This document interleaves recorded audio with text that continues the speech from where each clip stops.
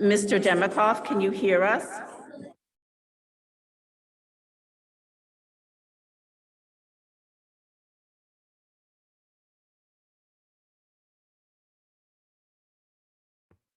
Yes, I can. Thank you. Mr. Dessler, how's the audio here?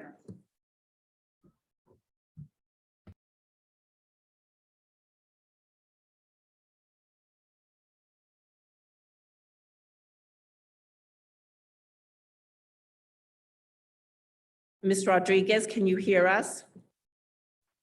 Yes, I can. Thank you. Mr. Dessler? Yes, I can hear. My apologies. Thank you.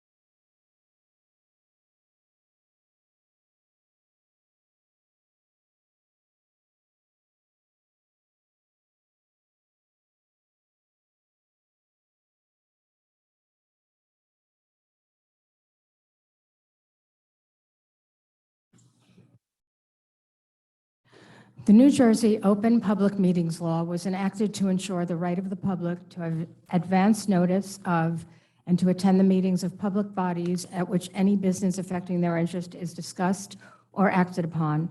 In accordance with the provisions of this act, the Ridgefield Park Board of Education has caused notice of this meeting to be published by having the date, time, and place thereof posted in the Bergen Record, Municipal Building, Board of Education offices, and district website.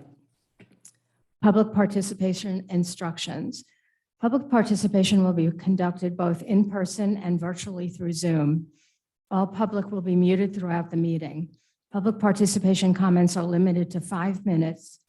The public will be able to both speak and be seen by the board when participating virtually, telephonically, via Zoom. Individuals participating virtually that wish to make comments during the public participation will need to raise their hand by clicking the blue hand icon at the bottom of their Zoom window. Individuals participating by telephone that wish to make comments during the public participation will need to hit *9 on their telephone to raise their hand. The business administrator, board secretary will then unmute individuals one at a time to speak in the order that their hand was raised.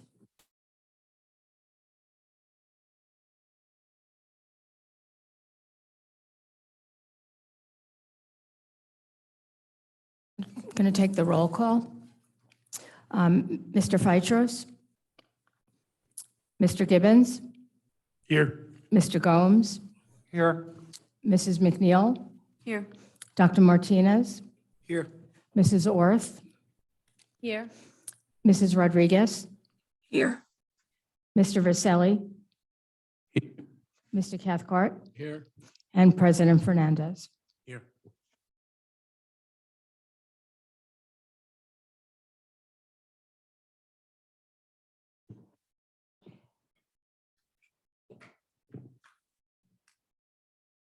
Moving on to closing any executive session and moving on to, do we have any minutes? There are no minutes to approve. Okay. Communications?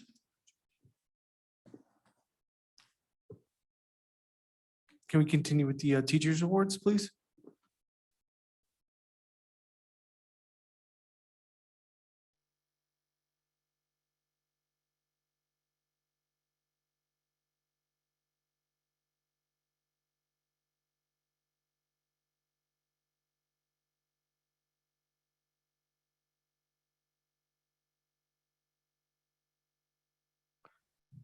Hold on 1 second till the mic goes a little live.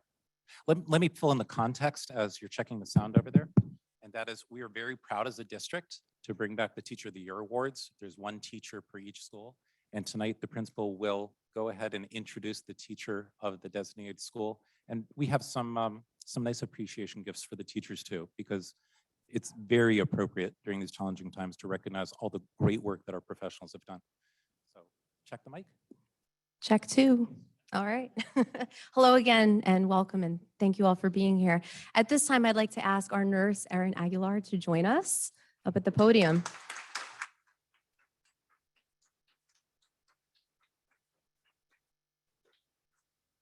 She's in costume. It's safe to say that the nurse's office at this school, RPJSHS, is the heart of our school. Anyone who passes by will witness a gathering of students and staff, some for ice packs or Band-Aids, some for a little bit of TLC, but all of them for a few moments with the greatest school nurse, Nurse Erin Aguilar.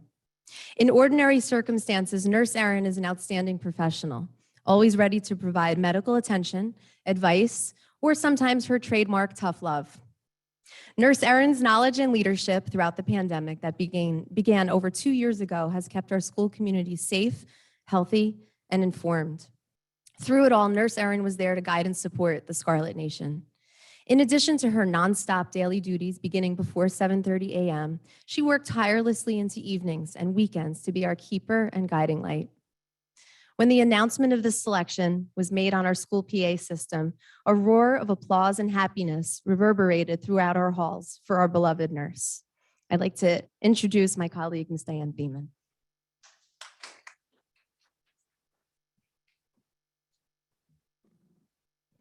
Good evening, everyone. I am Dyan Theimann, middle school principal, and I proudly share Nurse Erin with the high school. Middle school students, as everyone knows, is a very different group of children, that's for sure. And they're definitely our most neediest group of students, as we often refer to them as. And with Nurse Erin's patience and loving and compassion, concern, and her overall empathy for these students, she has been an invaluable resource to all of us. Throughout the pandemic, Nurse Erin was our rock. She became the person that we all relied on for advice, sometimes comfort, concern, because Nurse Erin was able to do it all. I often worried about her own well-being because she gave it all. She gave countless hours. It was nonstop. As anybody who knows anything about contact tracing in itself, it was a nonstop workday for her. I always looked forward to our 10 p.m. FaceTimes to discuss what our next day would bring. And over these 2 years, I've gotten so close to Nurse Erin. I consider her a wonderful friend. And I'm so proud that to be able to present her with this award this evening as the middle school and high school teacher of the year, because it is truly very deserving. And Nurse Erin is an exceptional professional. And I cannot even imagine navigating the past 2 years without her. So thank you so much, Nurse Erin.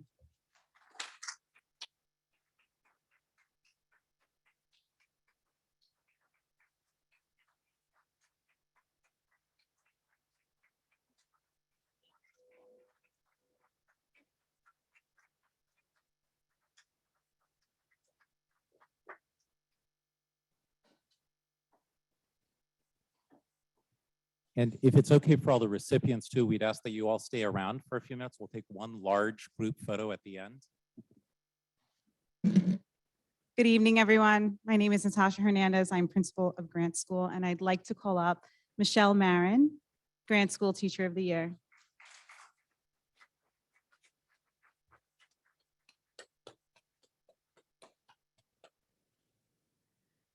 Michelle Marin joined Ridgefield Park in 2014, and soon thereafter came over to Grant School. And one of the most beautiful parts of her career as she's traveled through the years with the same cohort of students since kindergarten. And why I call that so beautiful is because she created this family along with her fabulous teacher's assistant, Miss Pat, if you're out there listening. Thank you for all that you do as well.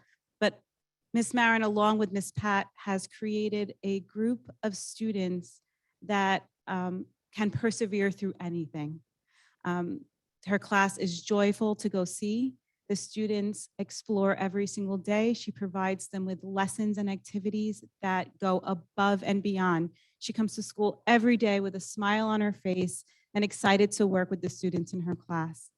Thank you, Ms. Marin, for all that you do for all of your students and our school community.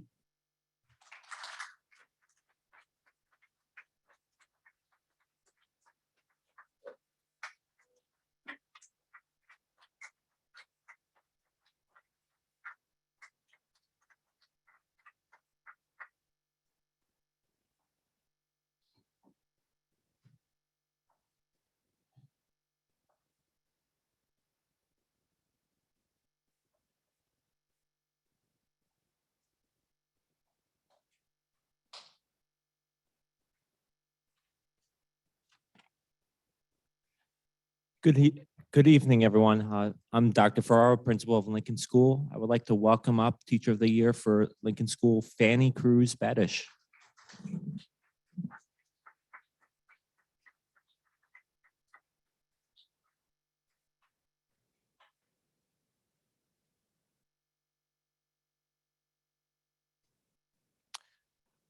I think Mrs. Bedish, the day before I announced Teacher of the Year, had approached me or a colleague, and she said to, I believe it was the colleague, I'm never going to get Teacher of the Year. Little did she know the next day I had announced she's Teacher of the Year, and well deserved. Mrs. Bedish is a 15-year veteran who has taught grades 2 and 3 at Lincoln School. She is without a doubt a beloved teacher by her students, parents, and staff. Over the past school year, she has worked so hard and touched many people's lives. She is especially deserving of this Teacher of the Year at Lincoln School. If you did not know, Lincoln School has over 80 employees, over 80. And she is definitely a teacher who makes a huge difference in our students' lives. When I think of Teacher of the Year, I think about who leaves a lasting impact with students. 10 years from now, will students remember you? Will they feel happy and say great things? Were you fair and did they learn? Undoubtedly, I feel they would say yes about Mrs. Bedish Cruz. She understands the importance of student connections and how you can get more out of your students with positive relationships. She went above and beyond during the pandemic and has risen to the challenge of empowering, inspiring, and improving our students with learning. She cares about each and every one of our students and advocates for what she believes is best for them. She takes social justice, SEL, and equity seriously. She even had a Bitmoji classroom with an abundance of diverse books to read. I immediately told her, put that on Teacher Pay Teachers. She has taken a serious approach to data analysis, especially with Linkit, and I'm thrilled at the progress students are making. Most importantly, she is a role model with how to collaborate with a grade level partner, Mrs. Houston. She comes to work, pushes through tough times, and keeps a can-do attitude.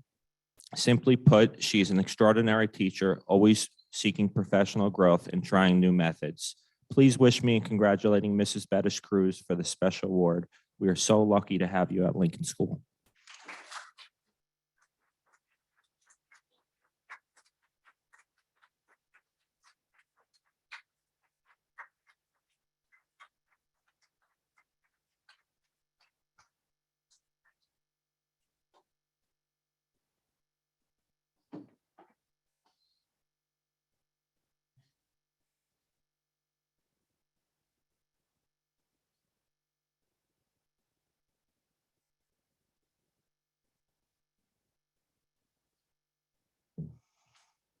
Good evening, everyone. At this time, I'd like to ask Mr. John Pasquarello to please come up to the podium. He is Roosevelt Schools Teacher of the Year.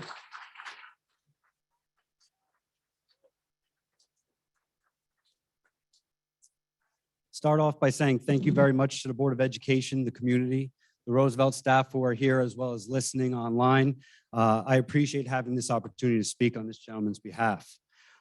This is going to be a little unconventional compared to some of the others, but I just felt it had to be that way because this guy has it. And I'm going to explain that.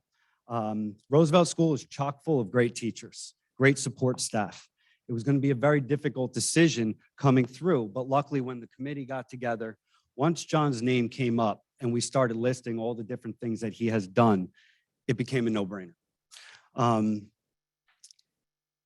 He teaches physical education and health.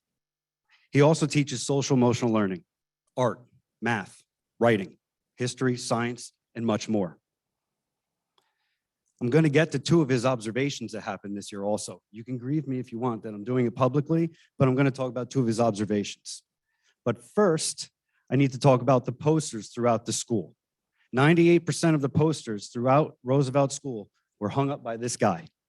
He makes them on the poster machine, and they're all over the building. That includes math facts going up all 3 flights of stairs on the Hazleton side of the building. I'm talking math facts, all right, on every single stair, so that every child walking up those stairs can see them every day. There's inspirational quotes in the cafeteria, the hallways, classrooms. Teachers' names are on above every single door. All of this is because of this gentleman. That helps our students. He's our intramurals coach, which helps out a lot of our students every day, or I'm sorry, Tuesday, Wednesdays, and Thursdays. All right, so that they have a chance to compete before they hit the middle school level. He was our varsity soccer coach here at the high school as well. So I can assure that families from Little Ferry, Ridgefield Park High School, Grant, and Lincoln, some of those families can speak on this man's character, as well as a coach and an educator. I also want to thank real quick his wife, Simone, for sharing him with us, all right, because he had to stop coaching for a while, all right, hopefully he comes back, but he has to spend some time with his family. This is a true family man here. So Simone, if you're listening, thank you. All right, Mr. Pasquarello does not just teach PE. More importantly, he teaches our children. He begins at 7:30 every single day during breakfast. He opens the doors afterwards, car doors for students as they're being dropped off. He's playing music while they come out of their cars. Usually it's 80s rock that you would hear at a wedding. All right, he just started having the students walk on the grass field in the back so that they could become mentally ready, physically prepared to enter our doors and start the learning process. He also does a lot for our staff. Last year, when we were not together, and it was quite a bit, he reached out and said, can I put together, I'm going to call it a gathering, a virtual gathering. And he put together this Kahoot challenge for all the staff to play from our own homes with different facts about each staff member that was there. As a brand new principal that year, that meant a lot to me because I got to meet everyone on a different level, and I got to learn some interesting facts about people as well. And they got to learn a little bit about me too. So that's not forgotten, and it was greatly appreciated. There are 2 more examples of greatness before I get to those observations. All right. The first one I'm going to call the runner. And there are some staff members there that are going to understand what I mean by the runner. Early fall, it was still real hot out. There was a young man who did not want to come in for homeroom. He decided he and I, the principal and he, would play cat and mouse. And I had to chase this young man around the field. He beat me. The young man beat me. I look over at John and he says, I got it. Again, he's got it, all right? I look at him and saying, all right, how are you going to do this? Literally puts his hand out and says, come here, buddy. Kid walked right to him. He held his hand and walked him right into the building. Had I known it was that simple, I would have probably tried that, but he's got it. Next story I want to share, I'm going to call the meltdown. Okay, this just happened not too long ago. Another young student laying on the carpet in a classroom, screaming, unhappy, didn't want to be there. I walked in the room, I sat on the carpet, talked to the student. I laid on the carpet, said, come on, let's get up now. Let's go sit down. He beat me. I went out into the hallway and we were testing. This was state testing and a student was being a little loud. John comes up and says, I got it.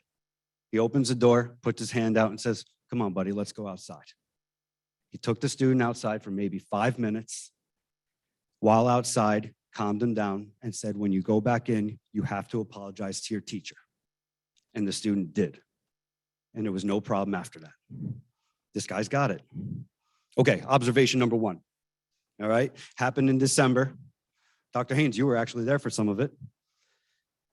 This guy had third graders out in the middle parking lot, all three major holidays represented in different tasks and challenges. All right, he modeled different kinesthetic skills, teamwork, collaboration, artwork, engineering, and more. The kids enjoyed it, and somehow he was able to control that while playing holiday music. Observation number two, another holiday theme. It was an unannounced observation. He had no idea I was in that room until he walked in. It was on Valentine's Day. And ironically, he was doing a cardiovascular lesson with fifth graders. Had the students stand up and walk in place, jog in place, and do jumping jacks. And in between each one, the students took their heart rate so that they could understand the heart must beat faster to provide oxygen to their muscles so that they can stay healthy while they're exercising. And then went into the benefits of certain diets and such. Great lesson. The most important thing that impressed me, every single fifth grader was doing jumping jacks in a classroom. Now, some of you might say, well, what's the big deal? That's where students start to think this isn't cool anymore. But they did it for him because he's got it. Every single fifth grader did it. And that's the important thing. So, I Googled it. All right. And the first thing that pops up is the scary clown from Stephen King. He is not that it. All right. He doesn't have that it. All right. But if you look further and you go into Webster's dictionary, I'm going to have to read this one. You have to scroll down a couple of definitions. It says, the player in a game who performs the principal action of the game, such as being it in the game of hide and seek. Because of those relationships that Mr. P builds, he is the player in the game who finds the way to reach every student and staff member. That's what makes him it, and that's what made him the teacher of the year this year. Congratulations.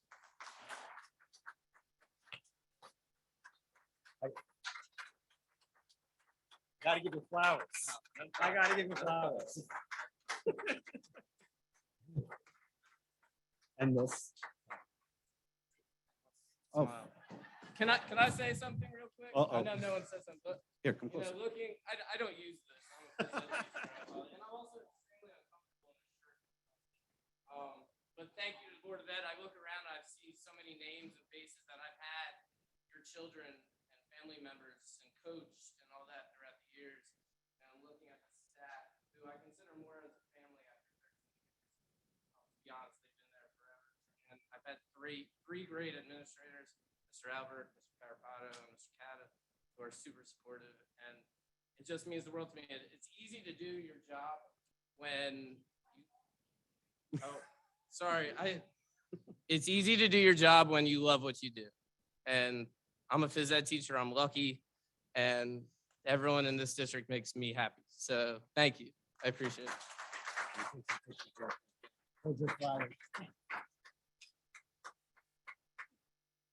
So if I could call all the principals and the recipients back, we're going to take a picture with the Board of Education. Oh, wait, picture now, picture.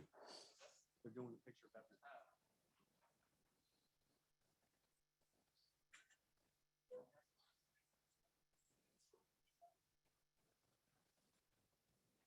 Oh, we're doing a picture. You might. Oh, yeah. Can I take my keys off too? Is that okay what I said?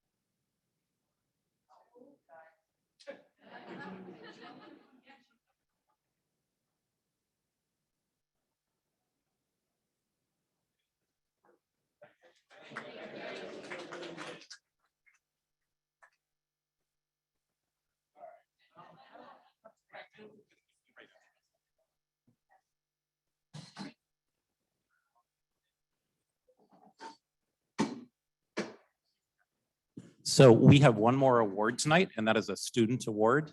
And I'm going to turn the floor over to Natasha Fernandez to introduce and be very proud of the student at her school who won this award. I'm honored this evening also to congratulate a student from Grant School. A couple of weeks ago, I received an email from the county clerk's office stating that one of our students from Grant School from Ridgefield Park won honorable mention in a Bergen County poster contest. Over 400 students submitted, fourth grade students submitted their work, and one of our students got selected for honorable mention. So I'd like to call Zaina up to the podium.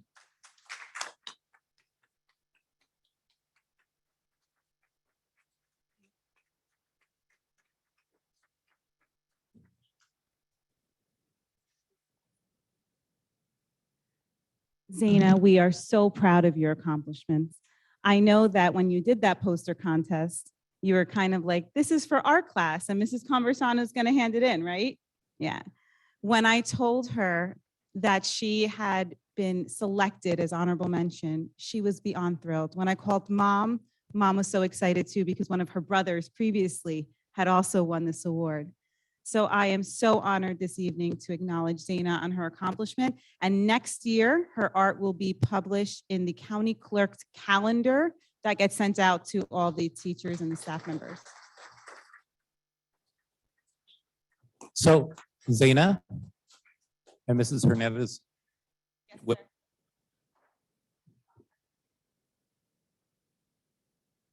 You have to understand that everybody sitting at this table is so proud of you. They're dying to have their picture with you also. So give us a second to set up with a picture with you.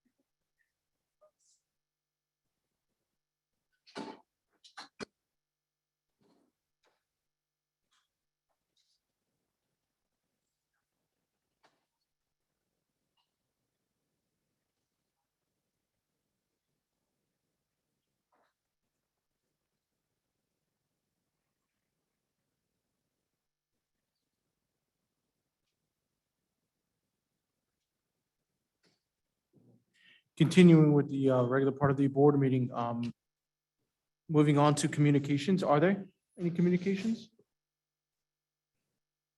Not seeing any. Moving on to committee reports, faculties and programs. Would Trustee Rodriguez?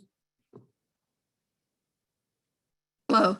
The Faculties and Programs Committee met on May 12, 2022. All committee members were in attendance. We discussed the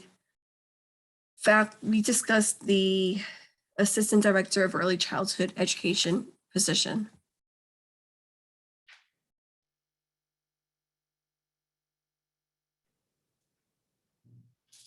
Okay. Thank you, Trustee Rodriguez. Moving on to the subcommittee, Social Justice, Trustee Martinez.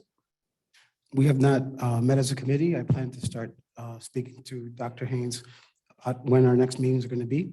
I did have a very good conversation with Mr. Maggio, who currently teaches a couple of classes.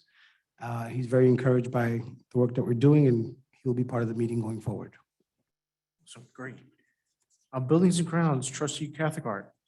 The building ground met in the meeting was planning actions. We talked about forming a committee of stakeholders to include administrators, staff, the public, and to request an RFQ to go out and have a study done projecting 10 or 15-year needs of the district. With the building that's going on over at Challenger, 95 has been approved, 60's been approved, and 64 will be approved. And that's going to be 1,550 units with 10% set aside. Also, we talked about future needs of the district, how we can meet those needs. I spoke with the village planner. He will come before the board, probably the Buildings and Grounds Committee first, and he will give us a presentation on the master plan, designating open areas and changes in zoning that will allow more two-family and apartment buildings. Thank you, trustee Cathcart. Personnel, trustee Gibbons. Yes, the Personnel Committee met twice in the past 3 weeks to discuss various positions. And we discussed different, I believe, transfers and resignations pertaining to personnel. Thank you, sir. Negotiations, trustee Verselli. We're still awaiting. David, did we get a set down date yet for the negotiations with RPSA? Not yet. We're back and forth and trying to lock down a specific date. It gets a little tougher as we get closer to the summer, as I'm sure everyone's aware. So we've gone back and forth trying to, they've offered dates, we've offered dates, and we're waiting to hear back. Okay. Thank you. Thank you. Policy, trustee Martinez. The Policy Committee met this week. We spent most of the time speaking about or discussing the use of facilities arrangements and contracts and finding ways to make them more uniform and equitable. That concludes our committee reports. Moving on to the superintendent's report. I'm so sorry. Finance and insurance, trustee Holmes, I apologize. Sorry, we did not meet, but we do plan to meet within the next few weeks. My apologies again. Concluding our committee reports, moving on to superintendent reports. So I'm going to share my screen out to start the superintendent report. And take a minute to plunge into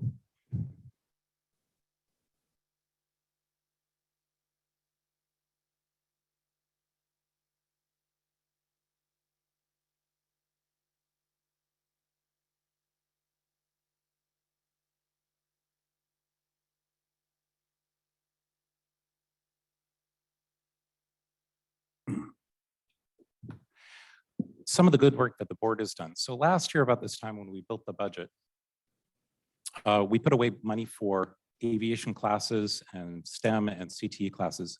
And more recently, I went to the aviation class and gave them a challenge of, I'd love you to create just a short video of some of the things that you did as the aviation program started. I'm going to keep this really short, so I apologize for skipping around. If you'd like to see it online, you'd see the whole class, but I'm going to show 2 or 3 students from the aviation class.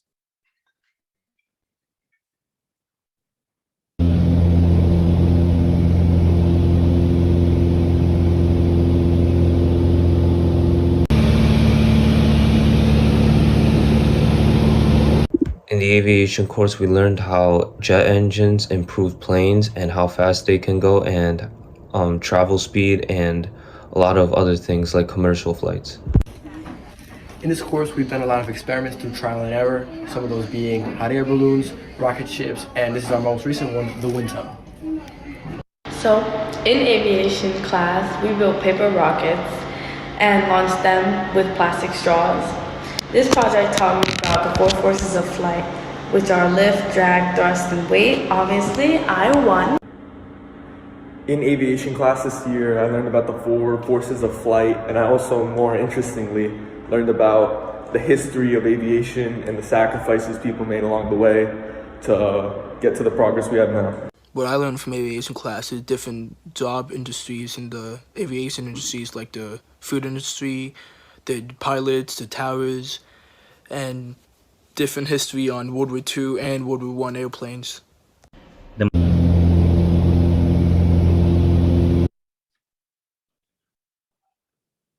are a lot of My other name is videos.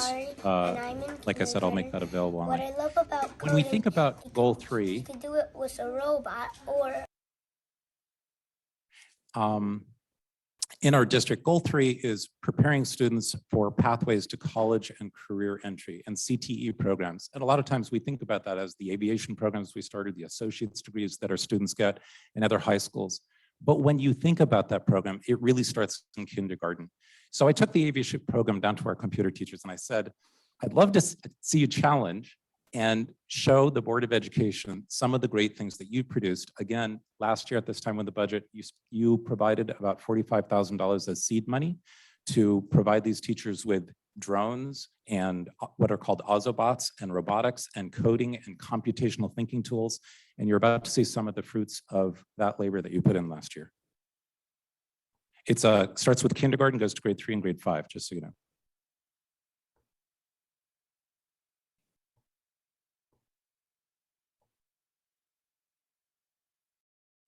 My name is Ari, and I'm in kindergarten. What I love about coding, you could do it with a robot, or you could do it on a computer. I need this one to go. Yes. Turn it here is what you need. Yay!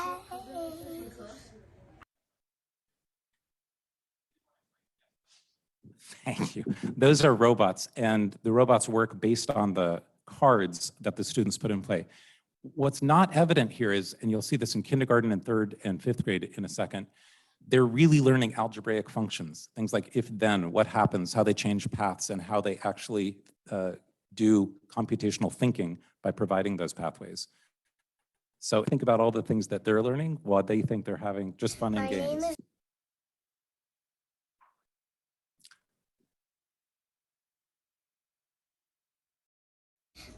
Fun coding because there's a lot of ways to solve the puzzles. My name is Isabella from Roosevelt School, and I like coding because last year we only got to do coding on the computers, but this time we get to use new bots. We're trying to code our robots to go to the school, to the grocery store from the house. We're deciding which block we should use to make it go to the grocery store. I think it's this one, so I'm going to place it down. I think we have to switch that one out for this one. Okay. And I love the problem solving that they're demonstrating to make this work. Okay, now we just have to get it straight to the grocery store. And do you have any forward, please? Without coding, we wouldn't be able to play games or do anything on mobile devices and computers. Coding allows medical and 911 workers to help save lives because the robots that they use requires coding and a lot of technologies in that. I like coding because it allows your creations to come to life and you can do cool stuff with them. Doing coding in class encouraged me to take a coding class in summer. Forward. No, turn again. Hi, my name is Alejandra, and I'm in 3rd grade at Berlinda School.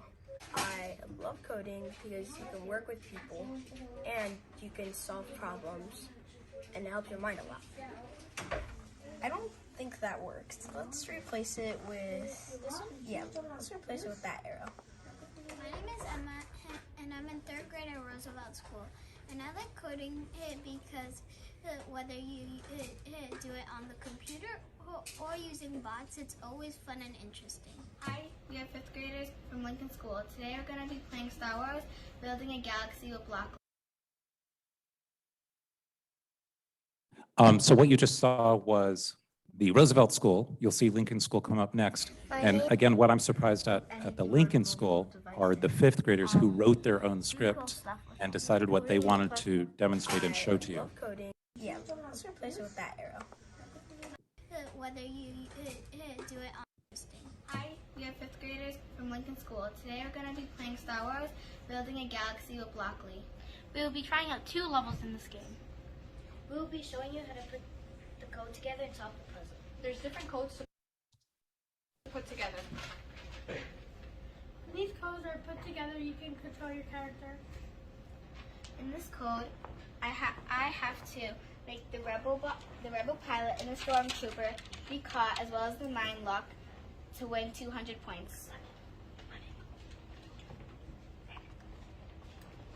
And you could do different. And when you get a character, you could do different things, and you can add as many points as you want. And you need 200 points, so you can add different amounts to every one. Those of you who haven't And when seen you run, object-oriented coding, that's what she's doing, moving the blocks around, creating code. And once you reach 200 points, you win the game. Okay. In my code, your goal is to get mouse robots, and every time you get mouse robots, it duplicates. Your goal is to get 20 mouse robots. How you start it off is where you add 2 mouse droids, and then you add 100 points. When you run it, you go around, you get the mouse robot, then it duplicates. Once you get the duplicates, it's just an endless cycle until you get about 20 mouse droids. Artificial intelligence is a type of machine learning. For it to work, we need to feed it training data and information.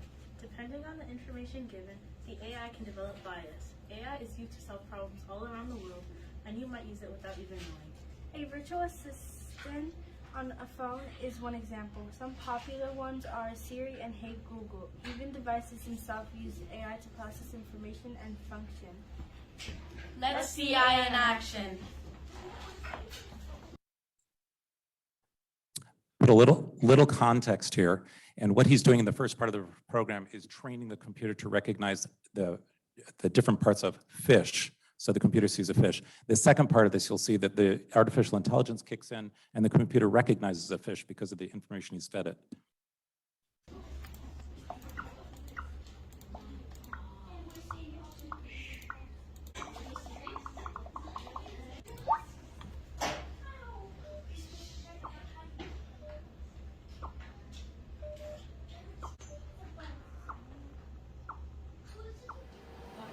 Technology over.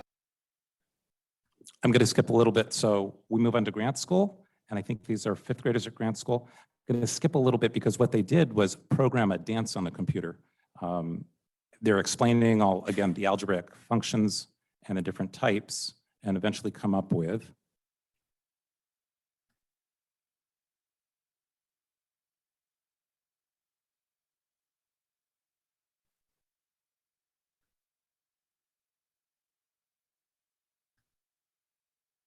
sorry, that's going to take a second. My name is Ari, and I'm in kindergarten. What I love defining their age and months. Although you have to admit, it's really cute to see that kindergartner again and again.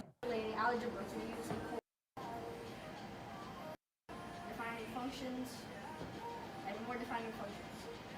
The more complex put together design the recipe.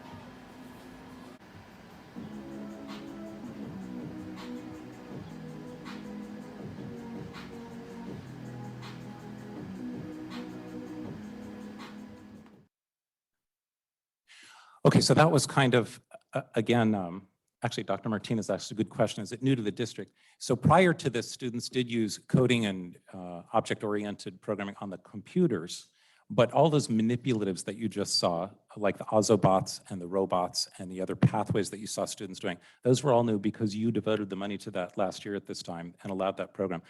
Coming up in next year, I'd like to see those programs grow because you can see, again, they're learning algebra and they don't even know it. They're good exercises for our students. My name is.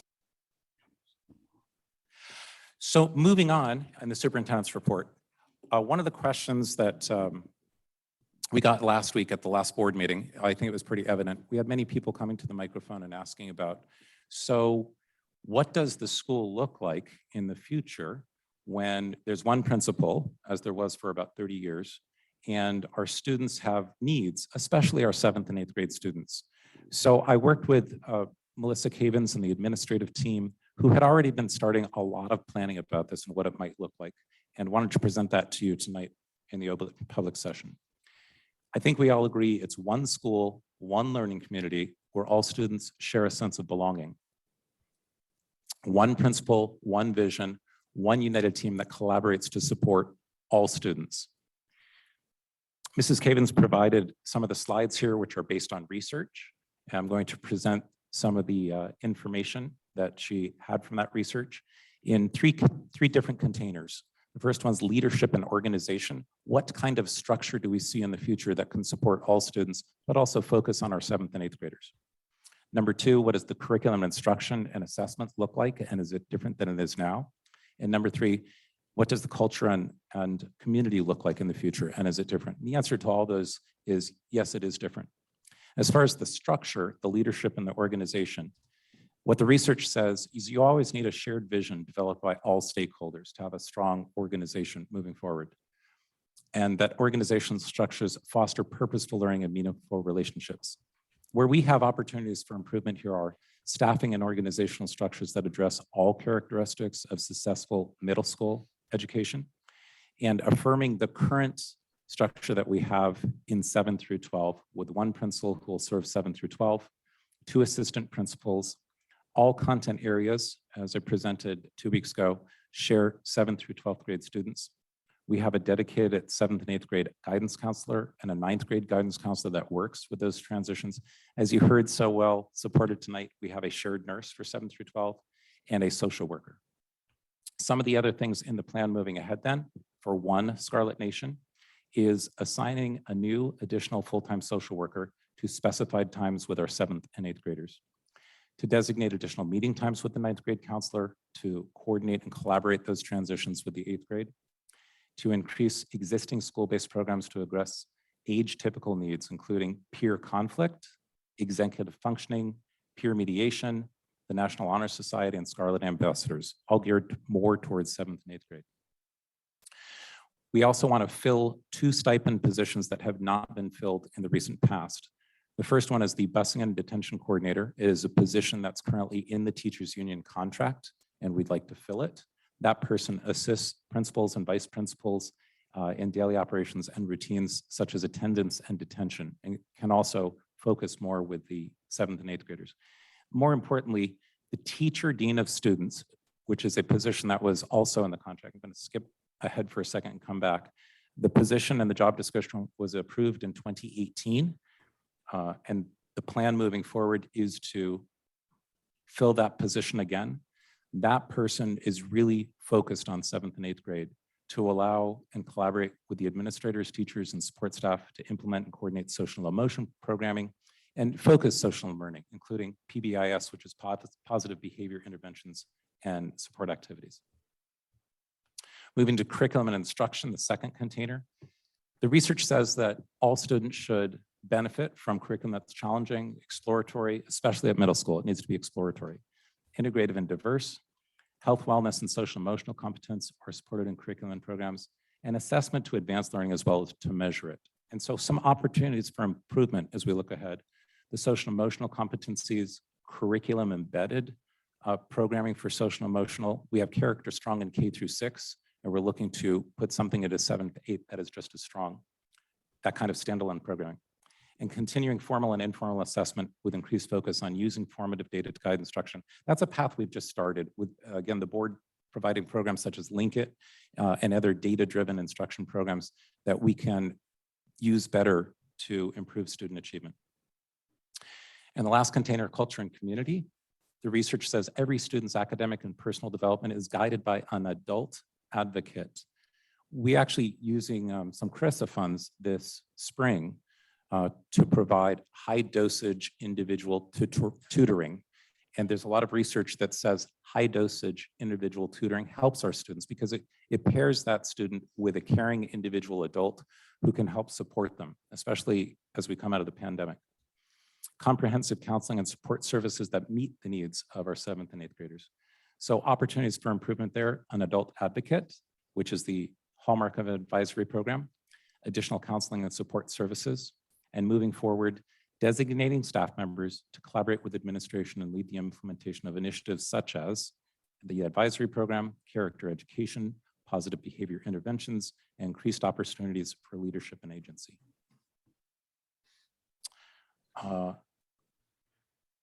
Yeah, I think those are the things I want to introduce tonight, and that is the end of the superintendent report. I have a question, and please thank Ms. Gbbons for this presentation as to what the plan is going forward. But as a parent, I'd just like to know, like, if my kid is in middle school and has either I have a problem with my kid has a problem, or a problem with a teacher, or there's something going on with other students, like, who's the point person? You know, I only want to make one call. They're not going to refer back to you, to the lovely presentation.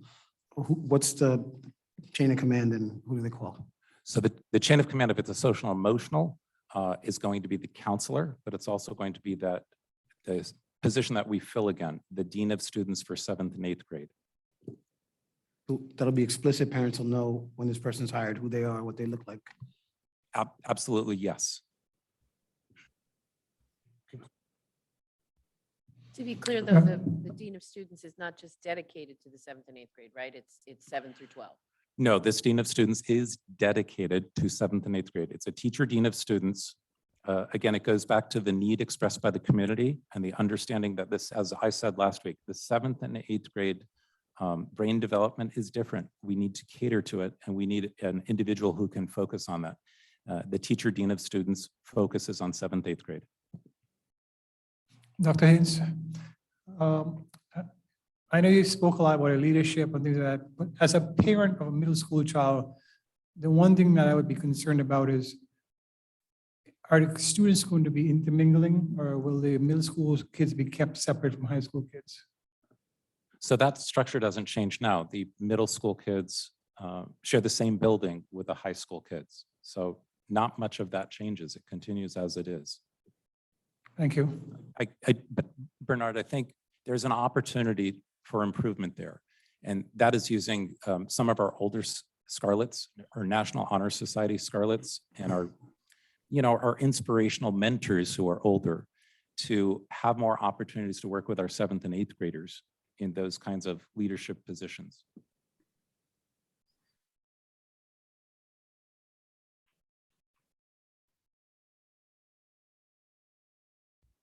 Not seeing any other questions. I'd like to move on to the monitor's report. In regard to the legal fees that resulted from action taken by the board, more specifically the pending litigation with Dr. Bender, the Porzio board attorney fees are now at $63,645.65. The state monitor's attorney fees remain at $1,617, and the Summit Risk Insurance Company attorney's fees have now increased to $15,000 for a total of $80,262.65 through the April 2022 billing. That's my report. Thank you, Mr. Demikoff. Okay. Moving on to citizens' comments on agenda items. I'm so sorry. There's a sign-in sheet in the back. Good evening. Before we begin public comment, as the chair of the policy committee, I wanted to remind everyone that we will continue to have 2 public comment periods, one on agenda and one off agenda items. There is a sign-in sheet at the podium. I think it's actually in the back table. We'll call your name in the order that you sign it, and we'll also keep track of individuals online who raise their hand.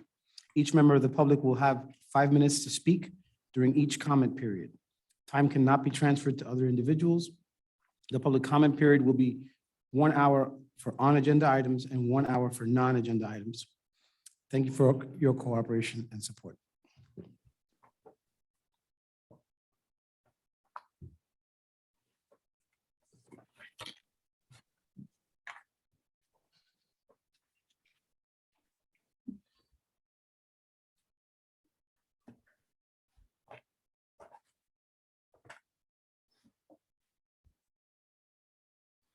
Mr. Kelly D'Elia.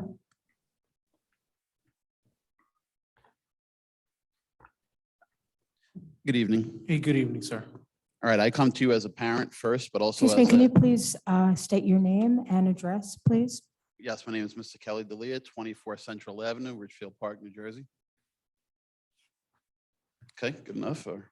This is on agenda items. Yep.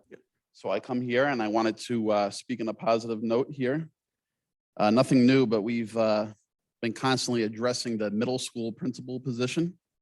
And it would be nice to see if our elected officials here have been heard, right? We had a vote of, what was it, 8-1, right?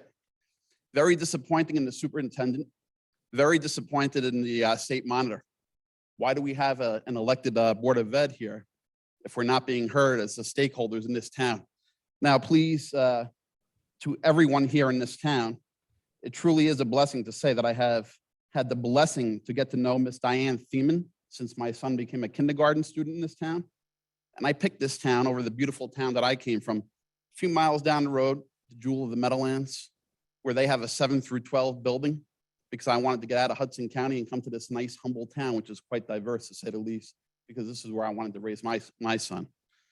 So considering that, I've been impressed from day one with former Principal Joe Newbert, but as he moved on and Dyan remained in place in town, I've just been so touched and so impressed as an educator.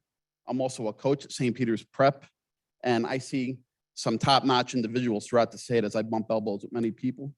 But when it comes to Miss Dyan Theimann, 45 plus years in education, I have developed a significant amount of respect for her because of her performance. She is visible on a continuous basis. She's accessible. As a parent, as an educator, I esteem her beyond words. She's totally vested as a leader in our town, in our children, and our fellow educators who are here. And the positive impact that she has goes beyond measure on all stakeholders.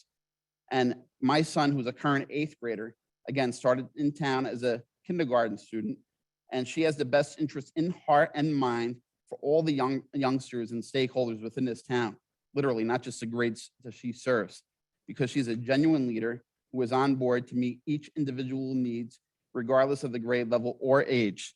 We need somebody who's accessible. We need that face. We need a principal, right? So she fully is engaged and committed to serving each stakeholder. And she is as good as it gets in education and in leadership. No matter which way you spend it, I've seen her in the classroom, and you cannot find a better human being to be there for your children, for the parents, for the teachers. I appreciate and I have witnessed how she is such an unselfish individual, always putting the needs of those before her first. She leads and serves in the utmost consistent fashion. There's no one else like her out there. She's a true gem. Sometimes in the kid business, fellow educators come, they punch in, they punch out. We know that's a true reality in any business, in any profession you're in. So anyway, we lean on other educators in other buildings or other districts at times to collaborate.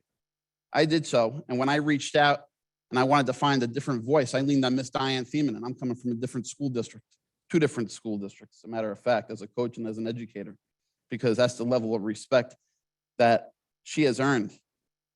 And I know from the beginning that I was dealing with a gem, and I felt more and more comfortable leaning on her as time moved on between kindergarten to 8th grade. I've also was proactive asking her for her time, and she gave it to me. And I appreciate that. And I know her plate is full as it is, but all in all, as a resident of this town, I am completely confident and comfortable from the heart and mind, stating that I love having Miss Theimann in place as a middle school principal. I know she can serve in any role in this town in education leadership.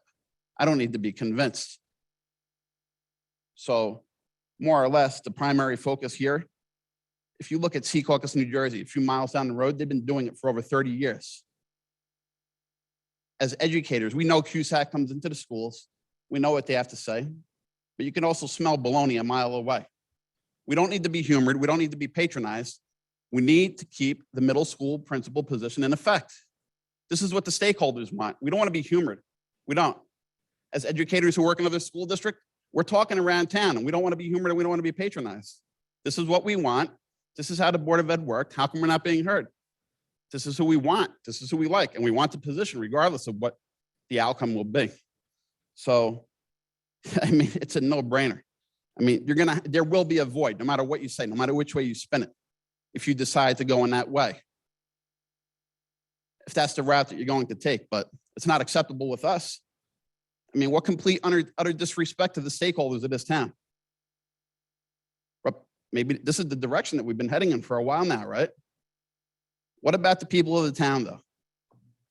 Right? We want a middle school principal, and she's doing a phenomenal job, so that's why we want her. It's as simple as that. I mean, there's no other way to look at this. So she knows how to meet all the needs of all the students and the parents, right? If you're in business, right? You run a nice steakhouse like up in Ridgewood, New Jersey, right by the train station. Your customers are happy. You want to keep them happy. If they're disappointed, you want to hear their concerns. Why not keep us happy? Thank right? you, sir. She specifically, as an individual, leads with the warmest heart, mind, and soul, and it radiates, and the children and parents see this. I hear from teachers here too, when I'm coming in on a daily basis as a single parent, they're expressing the same thing themselves. Thank you, sir, for your comments. Your time is up. Thank you.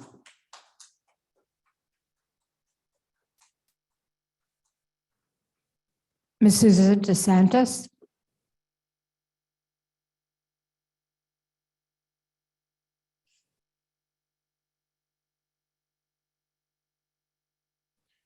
Good evening. Susan DeSantis, 15 Homestead Place.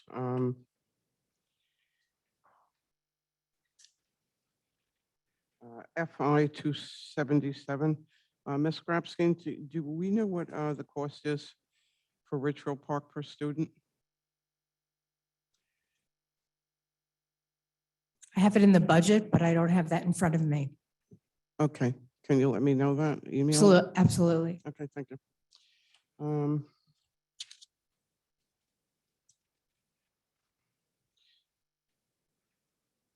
FP 124 and P 225. Miss, it's off agenda items. What? Those are off agenda items. This is an agenda. This is not off agenda. It's on unfinished business. That's not off agenda. That's on your agenda. It's on unfinished business. Everything you have listed on the front of this is on agenda. I think it's titled unfinished business, Miss. It's still the agenda. You know what? I'll reach out to our board attorney on that. It depends. So it's up to the board. Obviously, there's going to be a public comment period for both prior to its discussion. So I'll leave it to the board president's discretion. This is a discretionary determination whether they want to have this discussion during this public session or the second one. Either way, there will be a public session for comments to be taken on it.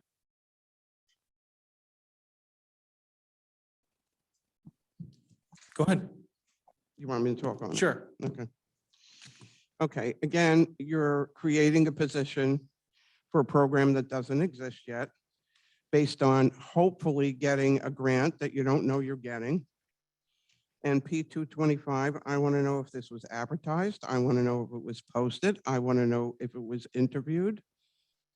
Because this looks to me like you're pushing this through, this program that you said that was coming on down the road, that community was going to be involved in, that you're pushing this off on Ms. Thiemann because you want to get her out of the position of 7th and 8th grade principal. A job that apparently the parents want, apparently the community wants, and apparently, you know, you're going to create 2 other positions to cover what she did. That is absolutely ridiculous. Give it to her, call it something else, but leave her where she is, because this is what the parents in the community wants. Thank you. Thank you for your comments.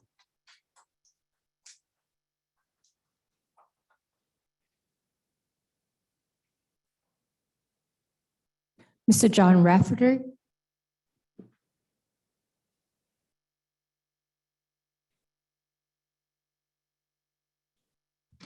John Raftery, 54 Euclid Avenue, Ridgefield Park, New Jersey. Good evening. I would like the board to consider the following. Ms. Thiemann's situation as far as the vice principal. is another step taken exactly like Dr. Bender. It has lawsuit written all over it. It is filled with bad information. We started with the last meeting where it was put on agenda, where you have a directive from the state or the county to eliminate something. That's not up for question. That gets eliminated. Now we're going to go through the whole personnel thing of where to put who, when that is not the question. The question is what to do with Ms. Thiemann. That is up to the superintendent of schools to take care of, which he has not. The public has not received the proper information, and we have not addressed the most important thing in the world. Tonight, we're going to assign someone to a program that does not exist when we really should be worrying about what's best for our students and who is going to take over the 7th and 8th grade supervision. That should come first. We are a board of education, and our children are entitled to what is best without even addressing a program that doesn't exist. My granddaughter went to school for 2 years with Ms. Thiemann. Do not have a bad word to say about her. She had her coffee clutches during the pandemic. It gave the parents a chance to voice their opinions. So that's fine, okay? But we have to stop taking into account personalities. We are not eliminating Ms. Thiemann. Ms. Thiemann has tenure, whatever, and she will have her position. Most people would like to see her there, and the question should be, how can we obtain that? I've read through the state and talked to a number of people in the state. Perhaps the title of 7th and 8th grade supervisor would be exactly what we need. 7th and 8th graders are not high schoolers. They are learning to walk on a different social level, and it's kind of like being on stilts, okay? They are a completely different animal than high schoolers, and they're at an age where they're getting hit with everything, and they need that hands-on that Mrs. Thiemann has provided. So the answer could be, Dr. Haines, in what position could you put Ms. Thiemann where she could supervise 7th and 8th grade? After your agenda was put out last week, we panicked at the last minute, and we put out a letter, we're going to make Ms. Thiemann in charge of the pre-K program. That is not how to administer and run any system. We're back to the word plan again. Did we think it through? I hear all about this pre-K program. Did anyone stop and think about the students in 7th and 8th grade? Who is going to oversee them? Pardon me, but the hell with your day program. Who is going to oversee the students of today? I don't want to know about the projects coming down the road. That's fine for the side. We want to know what's going to happen to the students today. Thank you. Thank you for your comments.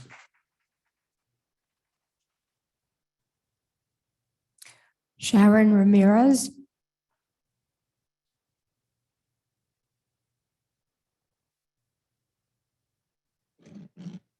Hello.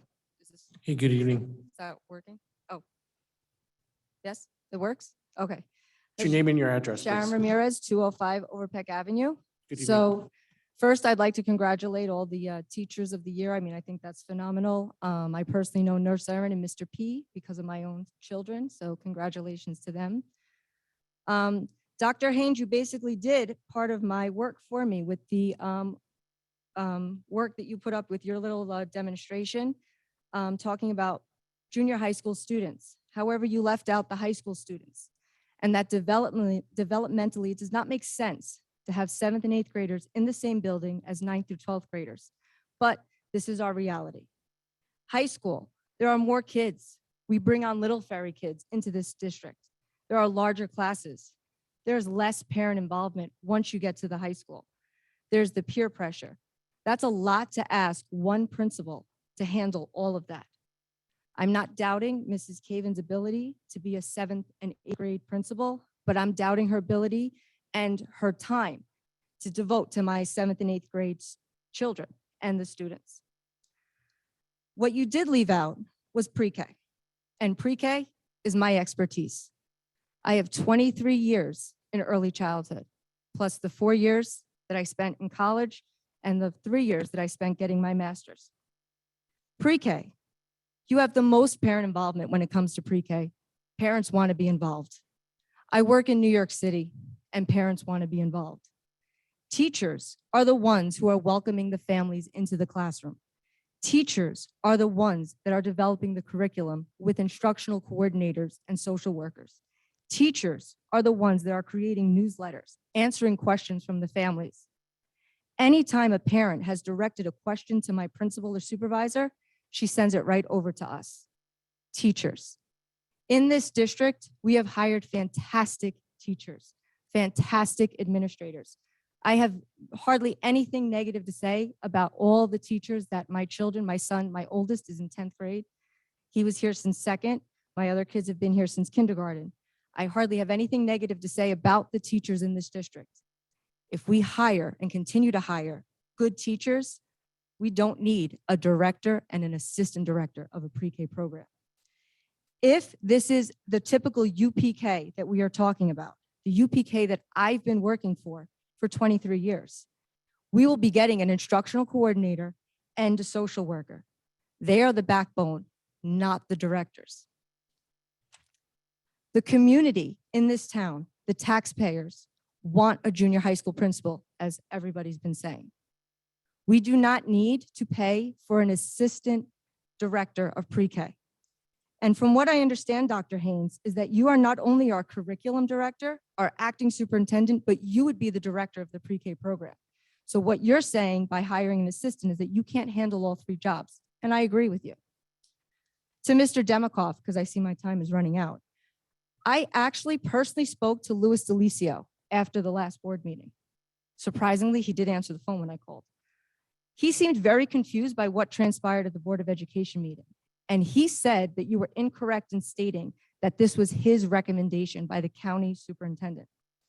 He said this was not a recommendation, that you were giving him a scenario about the situation that was going on in our district, and he gave an opinion, not a recommendation. He was shocked to find out that the Board of Education voted to keep Mrs. Thiemann. He was amazed by the amount of parents I said were here, community members, students, and that still you decided to hurt our students and vote to get rid of her position.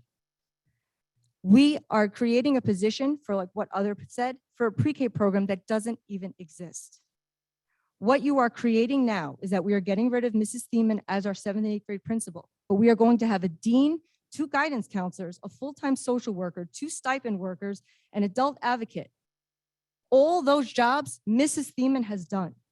Mrs. Thiemann has done every single one of those jobs.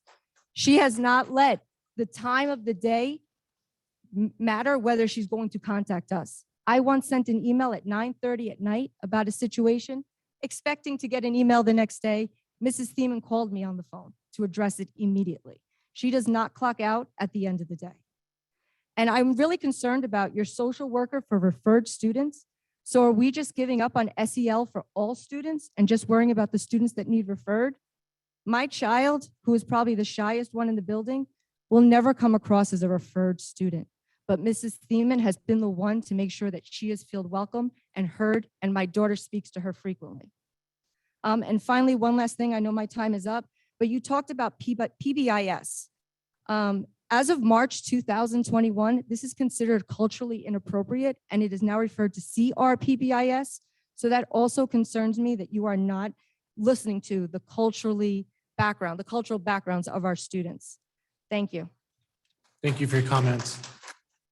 Mr. President, just to clarify one point, the state monitor never said that the county superintendent recommended this.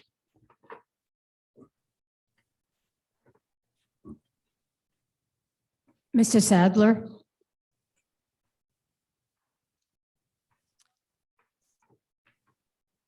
I didn't put my name on I didn't have a chance, but Rosa Ureña, 43 Arthur Street, Ridgefield Park. And I mean, I Good ran evening. here tonight not knowing, not being notified on this. And as I promised before, I will be present. So to have the right to obviously speak and defend or applaud those decisions that has to do with the constituency of Ridgefield Park, including myself. And what I am flabbergasted about as I pull on my phone the agenda for tonight is the fact that it's a done deal. It seems as a done deal that the middle school principal position is being obviously, Dr. Haines, you had an opportunity to put together the proposal, the strategy, the vision to move forward. And as our constituent, fellow residents articulated before, it is amazing that the community, the people that represent myself that have a child in this school, I wouldn't be here, I think, if it wasn't personal to me. It's the life of my kid, okay? A 7th grader, a shy little kid, little boy that is here, okay? Along with every friend of mine, mom in this village that aspires to ensure that the children have an opportunity to reach the full potential. And business-like, as I mentioned before, the model that obviously you bore elected, because that position of 2 years of an assistant of a principal of a middle school wouldn't have happened if you, ladies and gentlemen, wouldn't have approved it.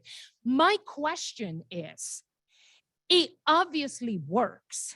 And the professional that you selected for that particular position apparently has met all the criteria as it has to do with the ultimate consumer, the parents and the children in itself. So what's wrong with that model? What's wrong? Why destroy it? And why? Another thing that I found out today is all respect to the principal of the high school. My hat's off to her because that's a big task. But she's not even from Ridgefield Park. It's not even that we groom her through the programs and through the school, through the city, through the town of Ridgefield, that one can say and argue. She has the experience and the connectivity with the community, with some of the children that are now in high school. She doesn't. And in that element, obviously, once again, I respect Ms. Thiemann because he has delivered, okay? And I respect Ms. Thiemann because of the job that she has done, at least for my son in action for this year as it is, after 2 years of misery in the world, right? And we are going to vote to say, let's give the outsider that is only here for 5 months, let's give them the whole. And let's add people. Why? Once again, at the sacrifice, elevating others' children at the sacrifice of some of us. That's unfair. Board, Dr. Haines, I ask you, I'm not going to plead, I'm just going to ask.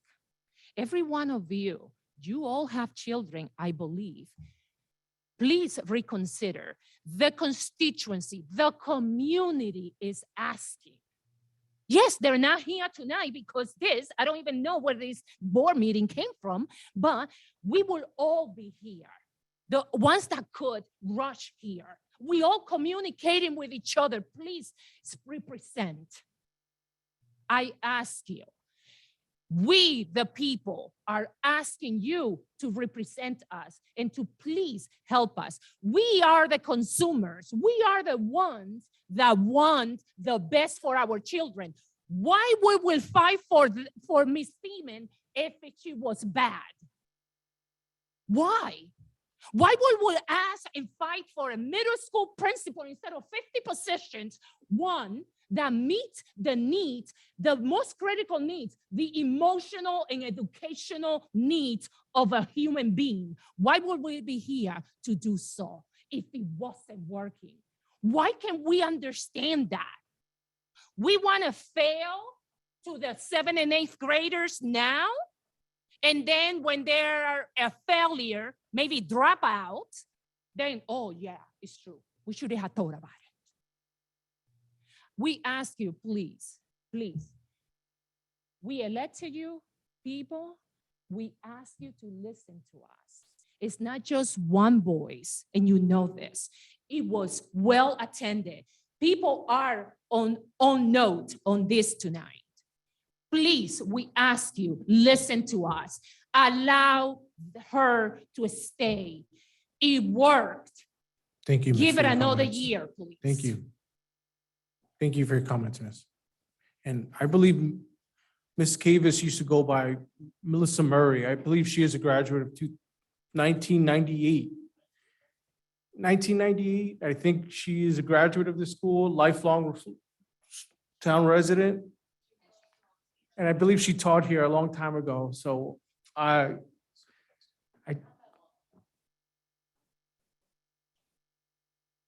yeah, so just to correct that.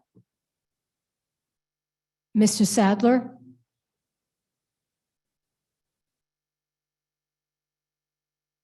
Hey, good evening, sir. Hi, good evening. Jashan Salder, 139 Overpeck Avenue. Good evening, everybody. So I just wanted to say that I think that, you know, as a member of this community, the challenging thing is that we see so many changes happening. You know, I sat here about a year ago and we saw Dr. Bender removed. And now it appears that Mrs. Thiemann, another beloved member of the community, that the parents clearly want to keep in the position in which she's serving, appears to be being removed from that position. And I think the challenging thing for all of us is that there's just a lack of transparency. You know, I don't know that I could blame the board or the state monitor or anyone in particular, but I do have to say that it just feels very frustrating that these decisions are made and we don't understand why, right? So we have these experiences with these folks.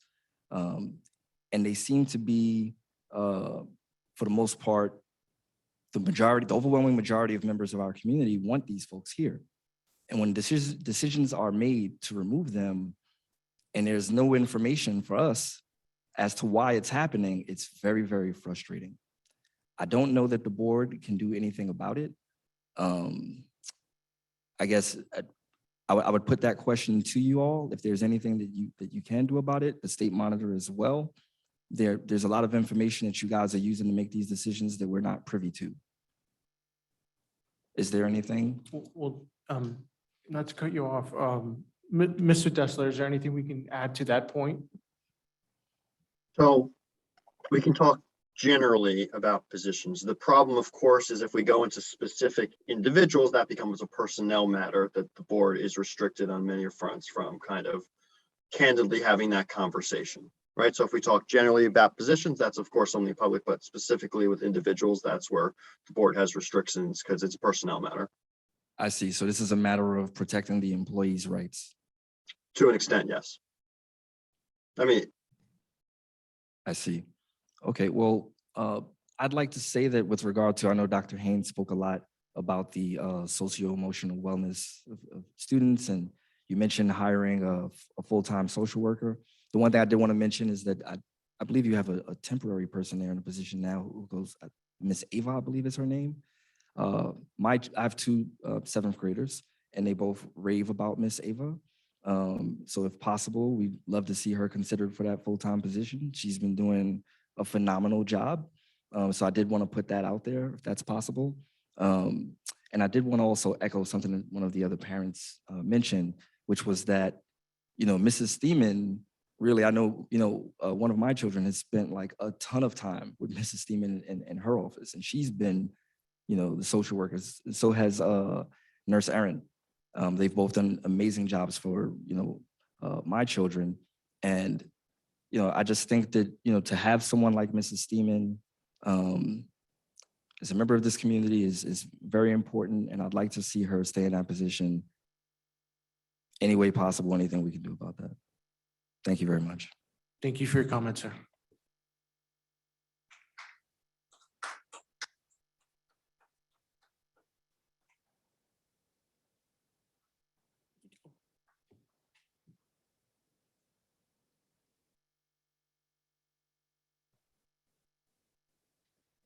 Can we please promote any person online, please? Thank you.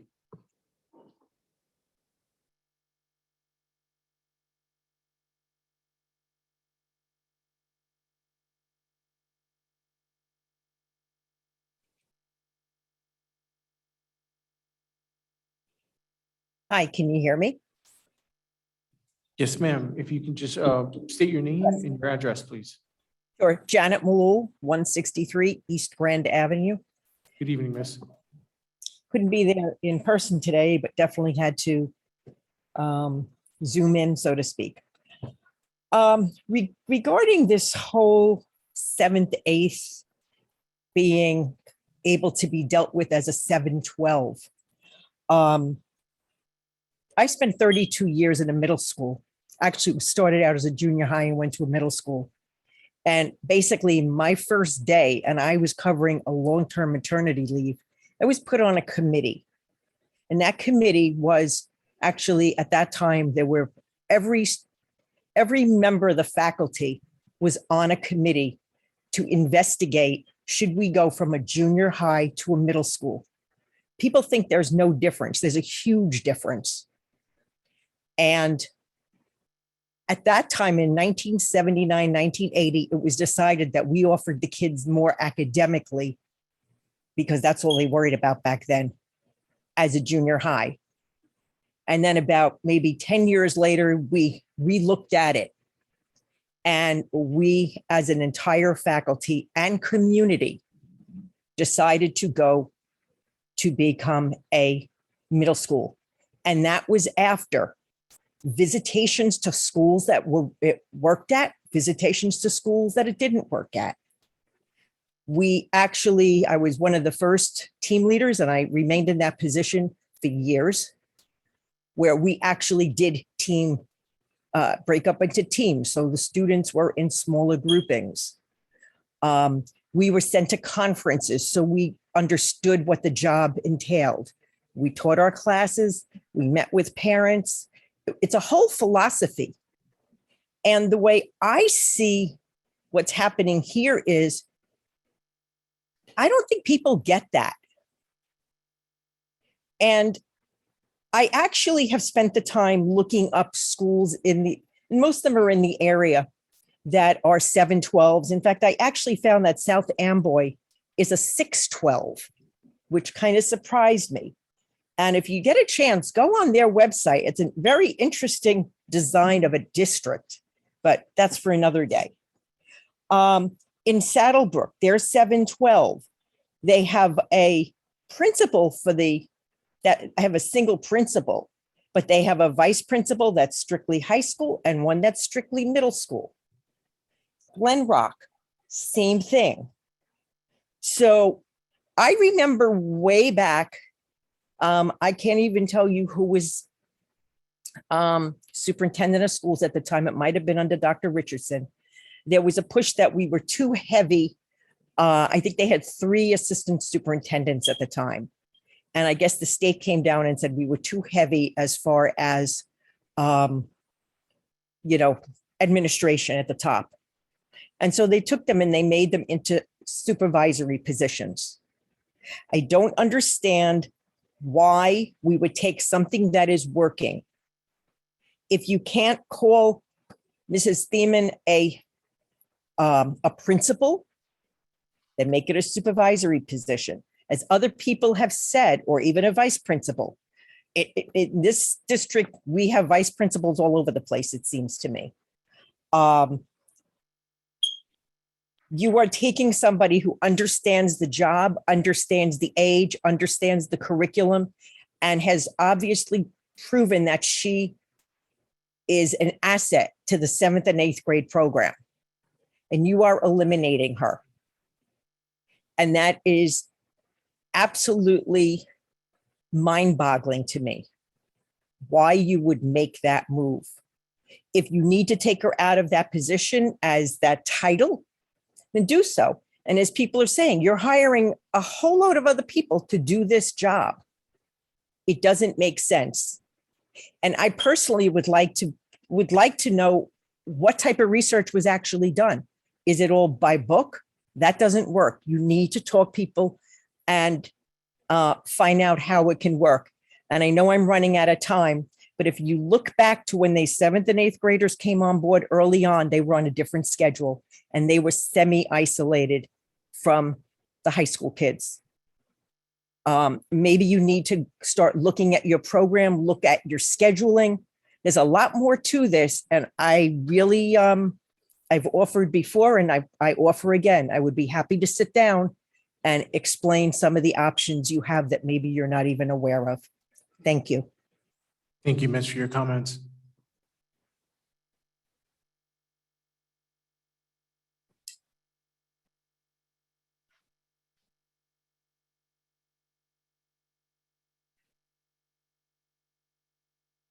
Good evening, Miss. Can you state your name and your address, please? Sure. Leslie Gottlieb, 464A, Liberty Street, Little Ferry. Now, I know that one of the things Ms. Demons has done, whether it's her in her task or not, was working, liaising with Little Ferry for the 8th graders coming over. I'm concerned now that that is going to be not going to be a smoother transition. They're not going to get the support they need in the beginning. They don't know anybody. It's a new school. It's a new building. You know, it's a little bit of a transition. A lot of these kids have been together forever. And as you know, it's not easy to get people from Little Ferry to come over to Ridgefield Park. I don't have any regrets about my son, but I know a lot of people, it's like they turn the other way. And this too is going to be another reflection to Little Ferry that Ridgefield Park is not desirable. So I want you guys to think about this a little bit. You're making a trend, you may be making the transition rougher, and you're unfortunately not showing well. The people will see the community of Ridgefield Park doesn't like this. And I just think this is a bad move. And that's all I'm going to say. Thank you, Leslie, for your comments. Okay, I am done. Thank you, Miss.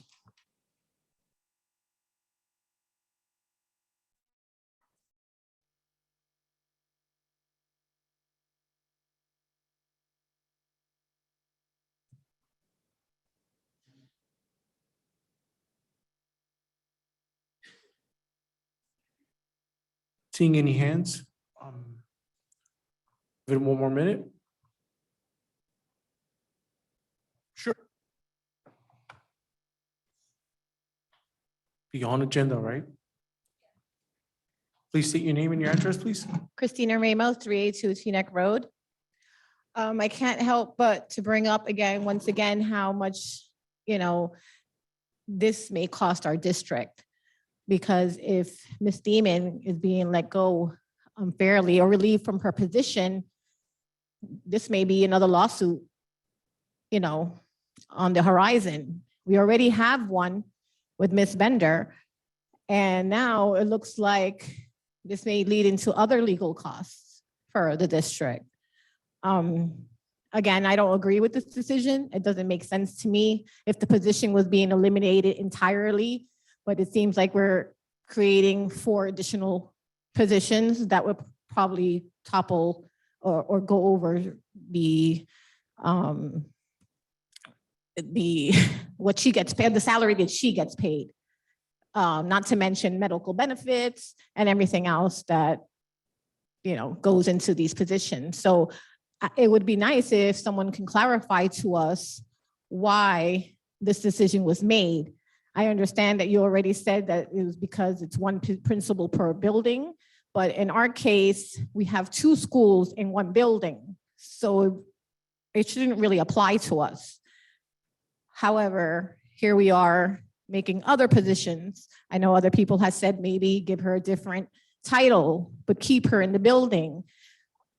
Many people already have a relationship. Many students have a relationship with Ms. Thiemann already, something that the other incoming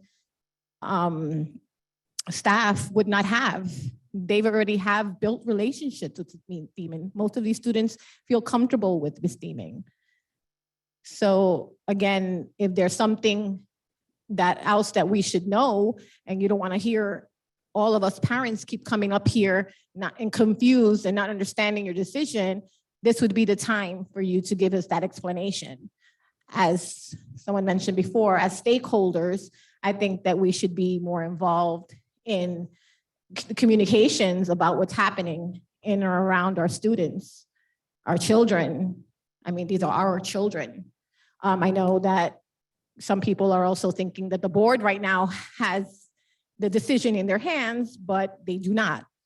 The state monitor overruled the decision and it's in his court.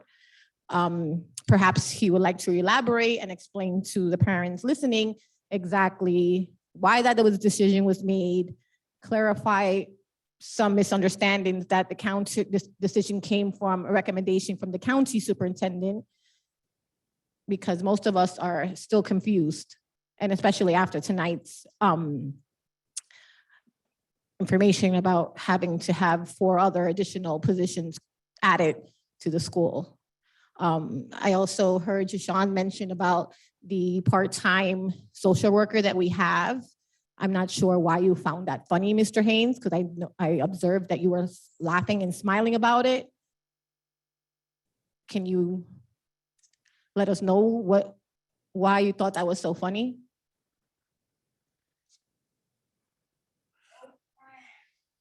I don't find that funny at all. I'm going to refer to Mr. Distler's counsel here. That person is a consultant. They are not part of our staff. They're from a consulting firm. Are you asking specifically whether you can talk about the specific individual as a consultant? Correct. Because the name was mentioned before. Are they evaluated by the consulting company? Yes, they are not evaluated by us. Then I believe we would not need to rice them since they're not one of our employees and they're not evaluated by us, so they can be generally discussed in public. So I would agree with Mr. Sadler opinion of that consultant who comes into our school and works extremely well with our junior high school students, our 7th and 8th graders. They have the kind of reputation that Mr. Sadler talked about, and that is exactly the kind of employee we're looking to hire full-time. I laughed about it because they're not on our district staff. They're a consultant at this time. Okay, so is this consultant still going to stay on board also, or it's going to be replaced by the full-time? So the consultant currently is paid out of ARP, ESSER 3 funds for social, emotional, and mental health. And those funds sunset in 2024. So for at least in September 2024. So for at least the next 2 years, we would hire a full-time social worker, and there would be 2 social workers serving our district at that time, serving 7 through 12 at that time.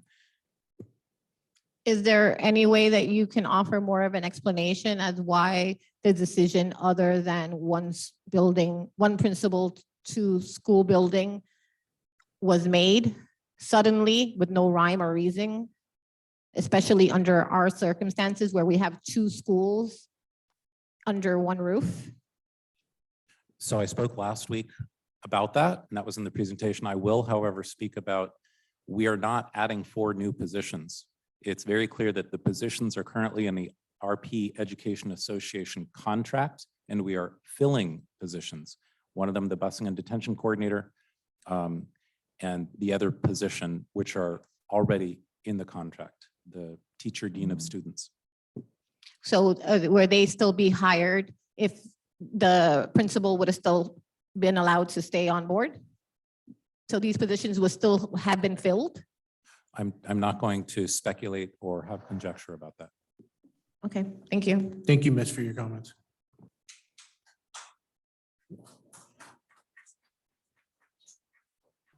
Moving on to resolutions. Would Trustee Rodriguez please move faculties and programs? Sure. I so move FP 126 through FP 131. Second.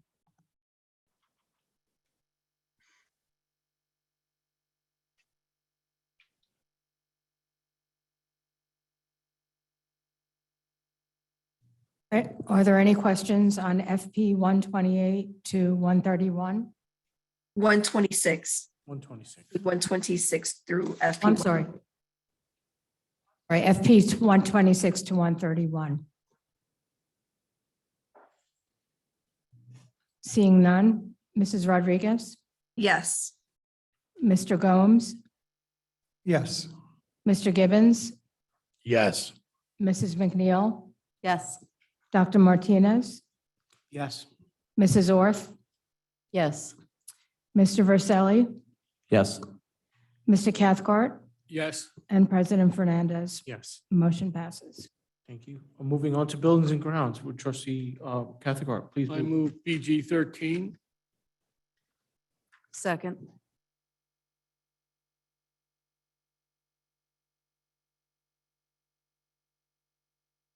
Are there any questions on BG 13? Oh, do we know the reasoning for relocating those conduits? Was it something that was added? There was some kind of interference with the existing ductwork. Okay, very good. Thank you.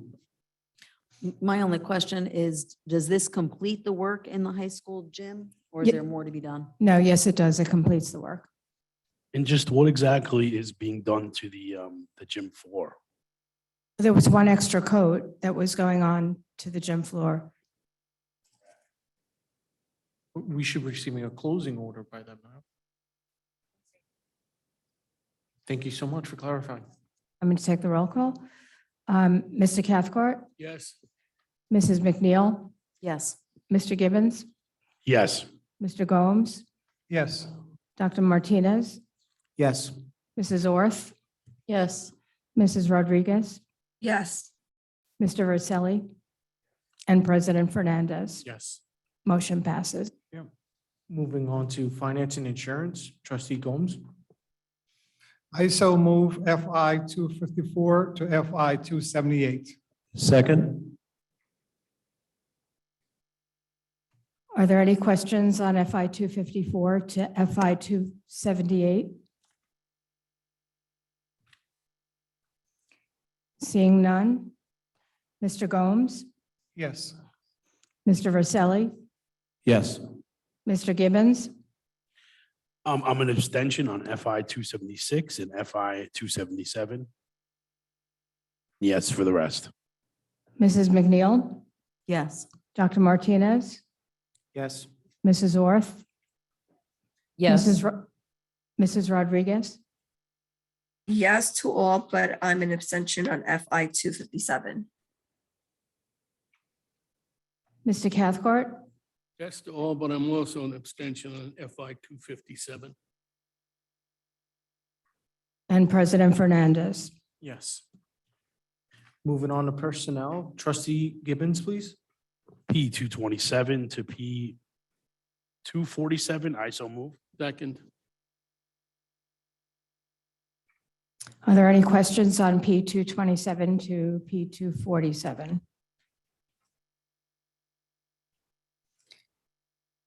Seeing none, Mr. Gibbons, Yes. Mr. Cathcart, Yes. Mr. Gomes, Yes. Mrs. MacNeill, Yes. Dr. Martinez, Yes. Mrs. Orth, Yes. Mrs. Rodriguez, Yes. Mr. Verselli, Yes. and President Fernandez. Yes. That concludes our resolutions. We'd like to move forward to citizens' comments off agenda items.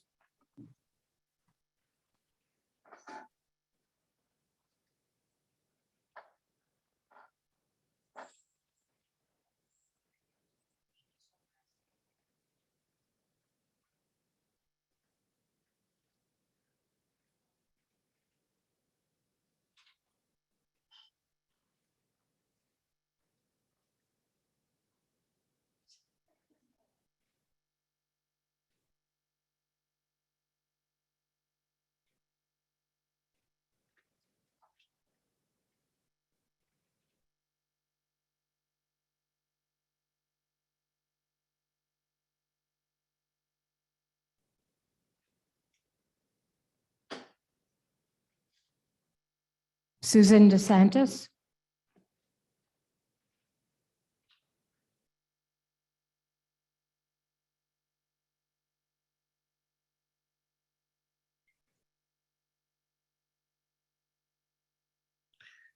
I think that was a nice presentation of everything that Dr. Bender put in place for the aviation classes and everything else. And it would have been great if Dr. Bender was here and could move it forward.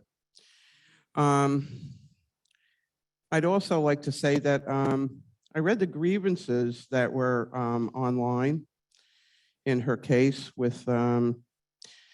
Herbst that was investigated twice and found to be, nobody even corroborated what she said. And to send Dr. Bender home based on this is just absolutely ridiculous. We spent $80,000, $80,262.65. And I think it's about time that you reinstate her and negotiate a settlement with her and give her her job back. Dr. Haines, my understanding is that you're spending 80% of your time working from home. I want to know how you do 2 jobs working from home.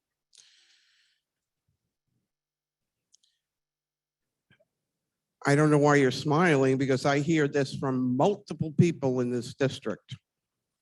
Multiple.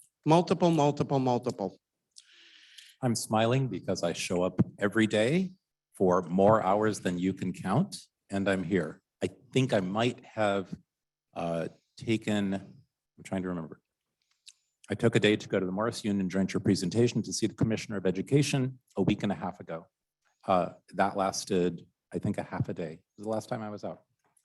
You can watch the video cameras or the entrance doors. You'll see me here every day. That's not what everybody says. How long was Bill Morton on the payroll after he moved? And how much was he paid for not being here?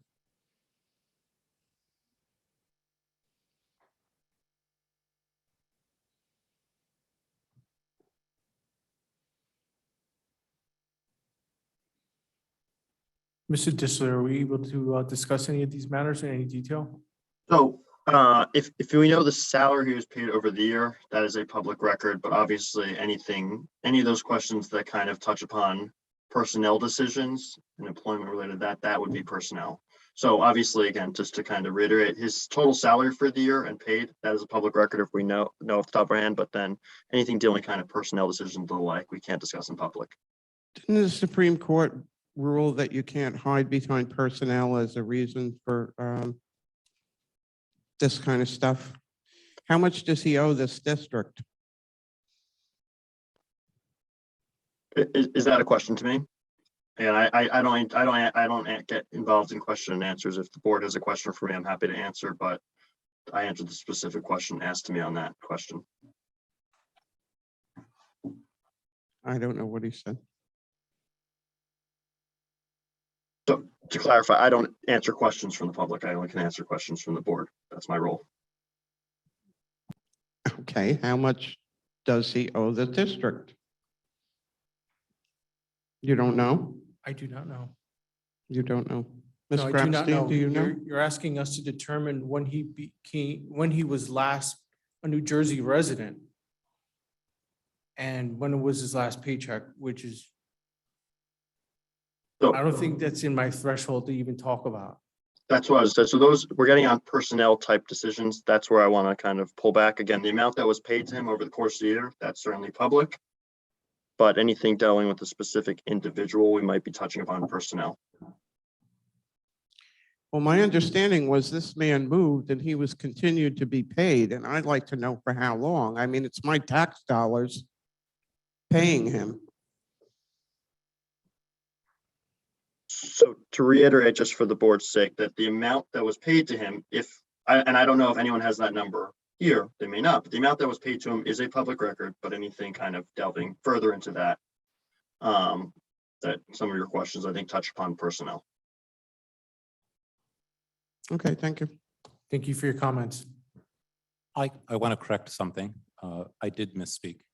So Mrs. DeSantis, you said that I work a good deal amount from home. And as I think you are absolutely correct, I come in early in the morning, I spend till 5 every day here in district, and then I go home. And this past week, I had 44 committee meetings generally lasting from 6, where I work at home, till 9 o'clock with the fine board members that you see in front of you.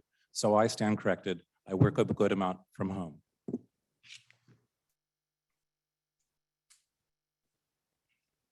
John Raftery.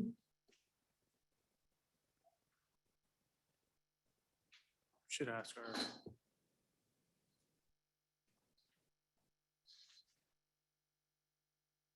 Good evening, John sir. Raftery, 54 Euclid Avenue, Ridgefield Park, New Jersey. Good evening. Good, very good, thank you. At our last meeting, I spoke on something, and I think it's very important to speak on it now, and that is the Theimann situation with the middle school principal. And everything was presented, it was tabled, and that was all due to one thing. Ms. Orth, the 4-letter word, plan. How is this going to be instituted? What is it going to cost us? Nothing. Now we have a mess on our hands. You have the community upset. It's going to cost us money. We also only renewed Ms. Theimann for 3 months, which tells me down the road there's going to be another problem. Yes, 3 months. Yes, 3 months. Read the agenda, please. 3 months, correct? Yes, that means in 3 months, when that contract's up, we're going to have another problem. I would love to see Dr. Haines step back into curriculum and have Ms. Bender reinstated, somebody with a strong administrative background who would do our school system all the good in the world right now. She had qualities that we have not been able to replace, and everything that's come up short has been more than obvious due to lack of experience. Thank you. Thank you for your comments. Have a good evening. Jessica Johnson.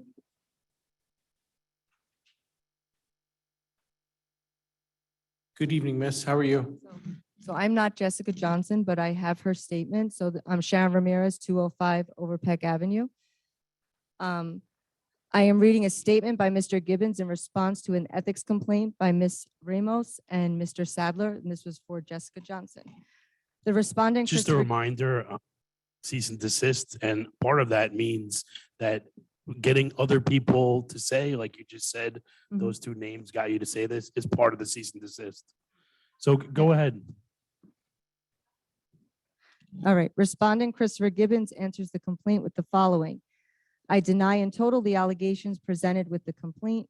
I was on the Ridgefield Park Board of Education when the incident occurred on August 11th, and I currently serve on the Board of Education. I also serve as a board-approved volunteer on equipment and quality control for the football team, which I have done for over 10 years. I abstained from the vote approving me as a volunteer. Before the incident, I was verbally attacked at board meetings by Mr. Sadler and Ms. Ramos. Dr. Martinez, a current board member, also expressed his concerns that I did both the Board of Ed and volunteer for the football team. My duties on the team include making sure that there is water and fixing equipment. Around the time of the incident, I think after our board attorney, Kerri Wright, prepared an ethics question for me that went to the state to question the ethics of my volunteerism for football while on the Board of Ed. The state came back and stated that I was allowed to do both and I could continue as long as I followed certain rules. I could not handle money or supervise staff. I made sure not to do either and was only part of this volunteer football role 2 or 3 days a week. I was asked by the coaches and players to do this and to be part of the program in some way. I continued to this day. On August 11th, I was at practice with the full team and coaching staff. Thank you. It was the first day full of pads for the players. They were happy that day because of that, and were even happier that I brought them Gatorade and in big water coolers. With 10 minutes left in practice, I noticed a man in the woods above the field stalking and looking odd as he was hiding behind trees and the press box to view us. From afar, I questioned if I could help him. I believed he said, "Are you a coach?" I paid no mind and didn't think the police needed to be contacted. We also at this point had 3 to 5 minutes left in practice and I was hoping it would end. All of a sudden, he appeared with another woman who I now know were Mr. Sadler and Ms. Ramos. The unidentified people started quickly coming onto the field, yelling incoherently. They opened the gate and came onto the field yelling and screaming in a crazed manner. Immediately, I thought of protecting the children because I didn't know if they had a gun or a knife or were mentally ill. I saw fear in the players' eyes as I approached. Several moved towards them and were backed off. The students asked two crazed individuals to leave, and they exited the gate still screaming, "Where are your water bottles? You are a coach." They put our student athletes in danger and in fear during a climate of violence in schools. Many of our students have special needs, and several were elementary age. The worst part for me was the students came up to me and hugged me and were in fear for themselves at the moment and for me. These actions are shown, all this, it was never answered by either complainant. After Mr. Sadler and Ms. Ramos slandered me on Facebook over the incident, I answered them via Facebook on the town page that they were slandering me on. Several parents were angry and upset at what had been done, and on top of that, their children were videotaped without approval. The video of the student athletes along with myself and coaches is shown in Exhibit A. My post said that I felt they put fear in our players, endangered their welfare, and were not on the least appropriate as the field is an extension of the classroom. I also stated what I did above was during this terrible climate of school violence, this was scary and dangerous. It would be no different if they opened a door into a classroom and began to terrorize.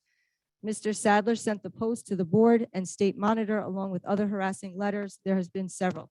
Ms. Ramos confronted my girlfriend around this time and terrorized her also and said that she would agree. Ms. Ramos's husband tried to crash into my car as I pulled into my driveway. I knew it was him because they followed him to his house. The police told me whose house it was after I made the complaint. Ms. Ramos had told many people in town that current Ridgefield Park board members, Rick Martinez, told her I was on the field that day and at the time would be there. He instructed Ms. Ramos, who instructed Sadler to commit this criminal action on August 11, 2021. The police were also informed and took a complaint right after practice that day. The police had to monitor the field closely for several weeks. Mr. Sadler continued to taunt me and the town as he walked across bleachers in close proximity regularly. His actions put fear in all our athletes and myself, as I didn't know what he was capable of doing and due to obvious mental illness. I continually harassed as Ms. Ramos contacted my current place of work. And Thank you for your comments, ma'am. Thank you for stating the facts. Okay.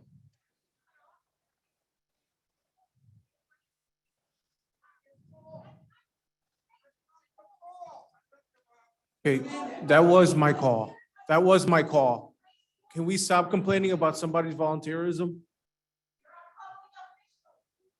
I volunteered for. Yes, So your time is up. Thank you so much for your comments. Thank you. Thank you. I do want to speak.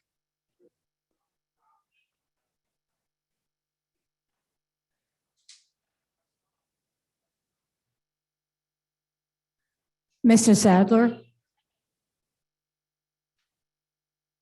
Good evening. Jashan Sadler, 139 Overpeck Avenue. A few days ago, Mrs. Ramos and I received a threatening letter written on behalf of Mr. Gibbons by his attorney, an attorney who comes at no charge to Mr. Gibbons personally because the taxpayers of Ridgefield Park pay for this service on his behalf as a board member. I find this attempted intimidation to be pathetic, disgraceful, and a sad waste of time. I will not be intimidated or silenced by Mr. Gibbons or anyone else. Rather than addressing the factual merits of a simple allegation concerning an ethics charge we filed against him, Mr. Gibbons has engaged in a shameful and fallacious smear campaign against myself and Mrs. Ramos, and even her husband, Hugo, who hasn't been involved in these matters at all. Not to mention against his own colleague, Dr. Ricardo Martinez. When Mrs. Ramos and I attempted to defend ourselves against his baseless smear campaign, Mr. Gibbons responded by using an expensive resource provided to him through our tax dollars to threaten and intimidate us. Mr. Gibbons has clearly underestimated our strength and resolve. We are still here and we're not going anywhere. I want to be very clear. I have never had any personal grievance whatsoever against Mr. Gibbons. I do not know him personally to have one. In fact, every single interaction I have had ever with Mr. Gibbons has been documented and can be reviewed by anyone, because every single interaction between him and I has happened in the public sphere, like this one right now. I stand firmly by every single word, every last syllable I have ever uttered directly to or about Mr. Gibbons, past, future, and present. Unlike Mr. Gibbons, I've never deleted any of my words directed to him or about him, and I've provided verifiable facts for any accusations I've made of him. My just and sole concern has always been exclusively limited to his performance as a board trustee. Mr. Gibbons is an elected official. He's a public figure. In a democracy, we have a right to criticize and hold accountable our elected officials. If Mr. Gibbons has a problem with this, if he doesn't have the mental or emotional fortitude to deal with it, then he should do us all a big favor and just resign right now. We cannot afford the cost of soothing Mr. Gibbons's apparently bruised ego through pricey litigation at the direct expense of our children's needs. Every last penny counts and should be spent wisely in the direct interest of our children's education, not threats, intimidation, distractions, and lies. The bottom line is that Mrs. Ramos and I suspected that Mr. Gibbons was acting in violation of the state ethics code. We obtained evidence we felt substantiated our suspicion, and we presented that evidence to the State Ethics Commission for review. I make no apologies to Mr. Gibbons for this.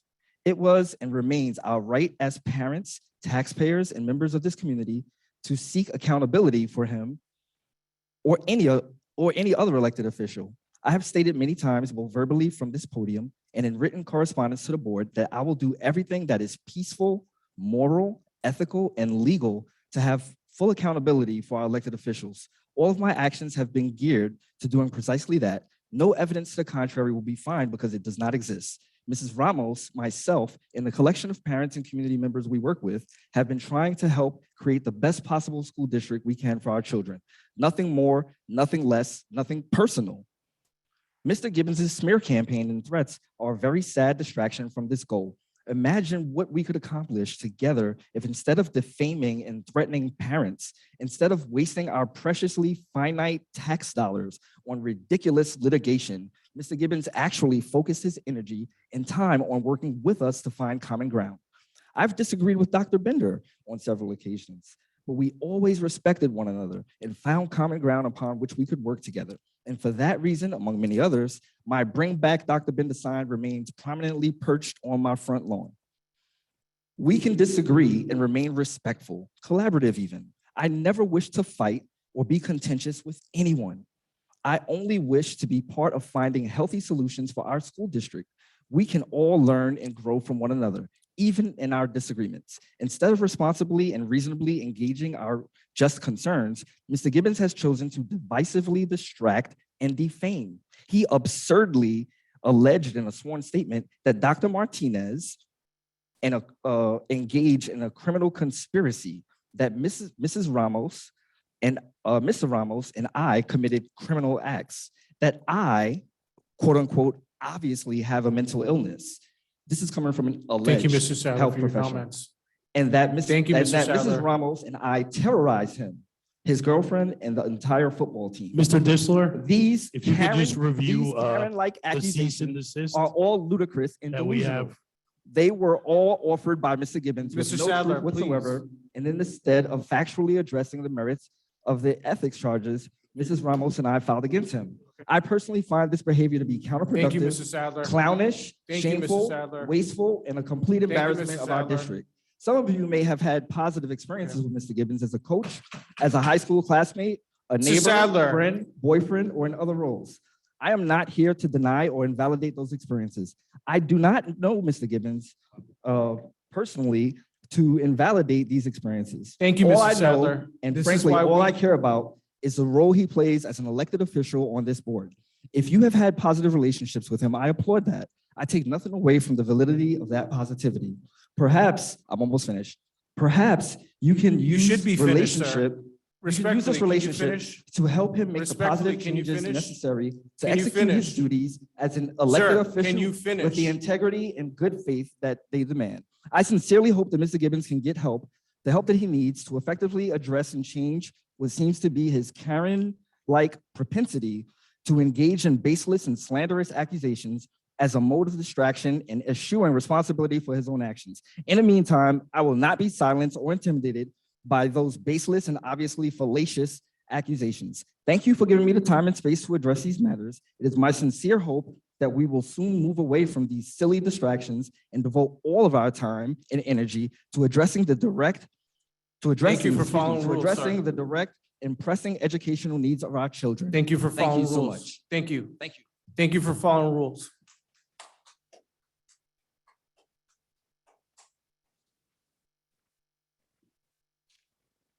Hugo Ramos. Good evening. My name is Hugo Ramos, 382 Teaneck Road. You might be wondering to yourself, who is this guy? Because I've never seen him before. My wife, Christina Ramos, who I know you almost must know by now, has deeply been involved over the years in matters that involve the Board of Education. As much as I admire my wife for being involved and trying to be an active participant in trying to bring change to our district, I do not believe that enough people get as involved as she does to actually make the changes she hoped to see one day. I have even advised her at times to just let things go because she can't fight a war without an army. With all that said, I still support my wife and all those who put in the time and effort to see what at times to be a lost cause. As some of you might have taken notice, I still support my wife and all those who put the time and effort in what seems to be a lost cause. As some of you might have taken notice, I have never been involved or attended a board meeting until recently. It is unfortunate that I find myself having to confront someone I've never met before in my life. I may have heard of Mr. Gibbons, but this evening is the first time I get to see him in person. I am here tonight to speak and respond to Mrs. Gibbons' response to letter to the School Ethics Commission. Why he wrote this kind of response to the Ethics Commission doesn't make much sense to me, and I don't believe it makes much sense to any or many of you. In his letter, Mr. Gibbons accuses me of trying to crash my car into his car when he was coming out of his driveway. Number one, I do not know Mr. Gibbons personally. I have never seen him before prior to tonight. Yeah. Number two, I didn't know where Mr. Gibbons lived. And number three, I would never do anything to cause harm to anyone. Mr. Gibbons also wrote in his letter that he'd followed me to my house after this alleged incident. He stated in his response that the police told him whose house it was after he went to file a complaint. After my wife received this letter earlier last month on April 11th, my wife, Christina Ramos, went to the police station to confirm if any complaints or incidents have been reported against us. My wife spoke to Officer Green, who looked into this and found no such complaint/incident was ever made. It is disturbing to me that such lies and slander of my character are being made by Mr. Gibbons, who I have never met or seen in my life. This also proves to me that everything I've heard that is going on in this district with lies and corruption are true. To go to the extremes of making up such malicious lie like this proves that there is something very wrong with you, Mr. Gibbons. If you can go to the extreme lengths to lie about this, what else are you capable of doing? The community should be aware of what you have done and demand your immediate resignation from this board. You are a menace to society and to this district as far as I'm concerned. You resorted to these shameful tactics of these unfounded accusations in order to deflect your own wrongdoings instead of assuming responsibility of your unethical actions. You could now be subject to legal charges brought against you for slander and defamation of character. You don't have any proof of anything you mentioned in your sworn ethics response, and you will never be able to furnish any evidence against me because none of it ever happened. Lastly, I am a former Marine who served my country, a legal professional and a father. I would never resort to any kind of criminal act to jeopardize my career and my integrity. You should be ashamed of yourself and retract your erroneous accusations immediately. As an elected trustee, you have failed your fellow trustees in this community with your unethical behavior. Resign now and save the board and yourself from any further embarrassment. Thank you.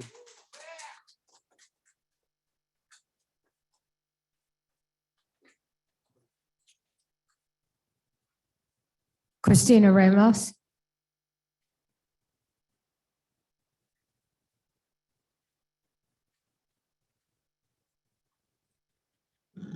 Christina Ramos, 382 Teaneck Road. Mr. Gibbons has lied to his fellow board members, the district board attorney, state monitor, and members of the community. Now, Mr. Gibbons has gone as far as lying to the Ethics Commission in a sworn statement full of ridiculous and obvious lies. He has made a mockery of this board and everything it should stand for. It's embarrassing. My husband is an honorable man with integrity and moral values. Anyone who knows or has met my husband can attest that he is incapable of such a laughable accusation. Your deceitful sworn statement to the Ethics Commission accusing my husband of trying to crash into your car is illogical and fallacious. This is, in your statement to the Ethics Commission, you state that you went to the police to file a complaint. This too is false. I went to the police station on April 11th and no such complaint incident was found.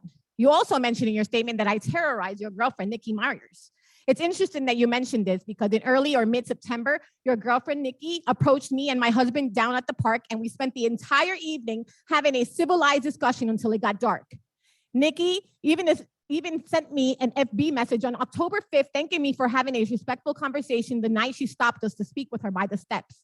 I still have this FB message recorded in my messenger if anyone would like to see it. Does Nikki know about these false accusations you made against my husband and myself? The honorable thing that Nikki could do at this point would be to step forward and tell the truth. Otherwise, she's just as complicit to all of these lies as you are. Another false statement you claimed in your response was that we called your current place of work. You conveniently failed to mention in your statement to the Ethics Commission that your employment was questioned was with Little Ferry, which poses yet another conflict of interest since you are on the negotiations committee and personnel committee. This is why I brought it up at one of our past BOE meetings. When asked about it, you once again lied and said you were an intern until I pulled out the Little Ferry board agenda and read that you would be working as an in-home instructor. You then said, and I quote, "Oh, and that too." I asked the board attorney if this was conflict and you responded by saying that you will be reaching out to the Ethics Commission for an advisory opinion. The proper way of doing things would have been to ask that you ask for an advisory opinion before you started working in Little Ferry, not after. And just to clarify, so it's crystal clear, no one called your workplace. I got this information from the Little Ferry District website. It's on the board agenda dated February 17th, and this is public information that anyone can see. I can also provide you a copy of this if you would like. Again, I have facts, I have receipts. You have nothing to back your delusional claims. It is clear to me that you are a man with no scruples or integrity. Your sworn statement to the Ethics Commission is false from start to finish. You lied about countless matters, but the one that bothered me the most is the one where you state that Mr. Salder has obvious mental illness. Are you a mental health professional? If so, I would like to see your credentials. A true professional would never speak on someone's mental state without having fully evaluated the said individual. For you to make such a false and vile commentary against someone else's mental state just proves to me that you are the one that is not well. Your vindictive and ruthless dishonesty against Mr. Salder, my husband, and myself prove that you will do whatever it takes to deflect and not assume responsibility for your own unethical actions. Not only are you unethical, but you are dangerous. My problem with you has never been a personal one. I never came to this podium and spoke lies about you. Whatever has ever said here at this podium about you or anyone else has been the truth, backed with facts. You just didn't like the truth I had to share about you. After the recent events that have occurred, I cannot in good conscience let this go because I fear that you can do this to someone else. I cannot allow that this community continue to be fooled by you. As a public official, it is my duty as a parent and community member to hold you accountable of your wrongdoing. This is no way how an entrusted public official should be behaving. Your actions while serving on this board are shameful. Board members, Mr. Gibbons is not fit to serve on the board, let alone our football team as water boy. I now fear for the safety of those who he is around. If Mr. Gibbons is capable of creating such a calculated web of lies about us, what could he be capable of doing towards others? What is he capable of doing to his fellow board trustees or staff members of this district? Mr. Gibbons has already falsely accused Dr. Martinez of orchestrating the football field recording.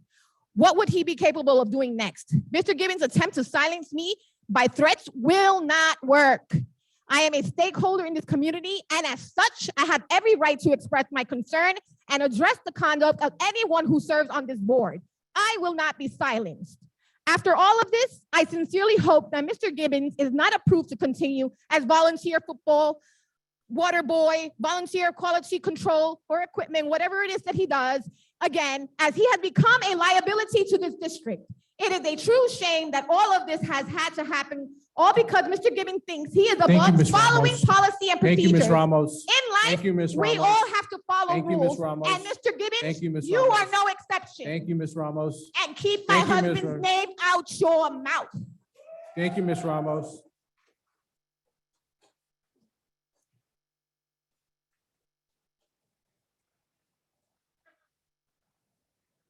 Sharon Ramirez.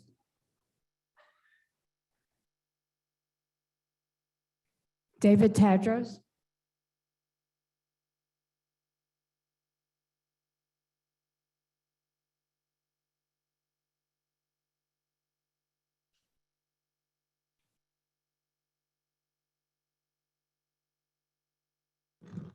Hi, David Tadros, Ridgefield Park Education Association, teacher in the district. Good evening, sir. Good evening.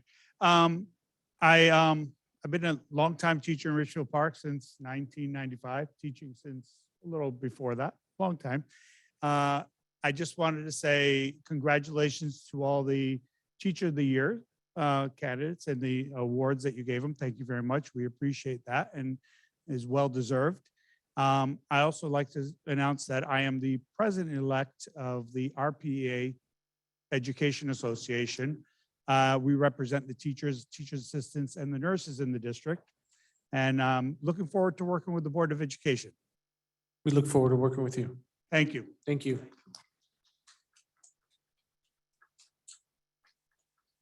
George, Jenny Schmidt. George, can I make a really quick statement? Because my name has been mentioned a couple of times. And I just, anybody who knows me knows that I'm over here biting my tongue. I'm not going to address the allegations in that report because, first of all, because of the way they're written and explained, they're invalid and they really don't deserve much of my time to describe them. However, I will say that, I am a professional with a license and any threat to my license or livelihood will be taken very seriously. Ms. Schmidt. Good evening. Good evening. I have nothing prepared tonight. That was quick. I did want to ask, because I was late to the meeting, was anything spoken about quarantine, contact tracing policies? Yes, we're actually going to go into an executive session right after this.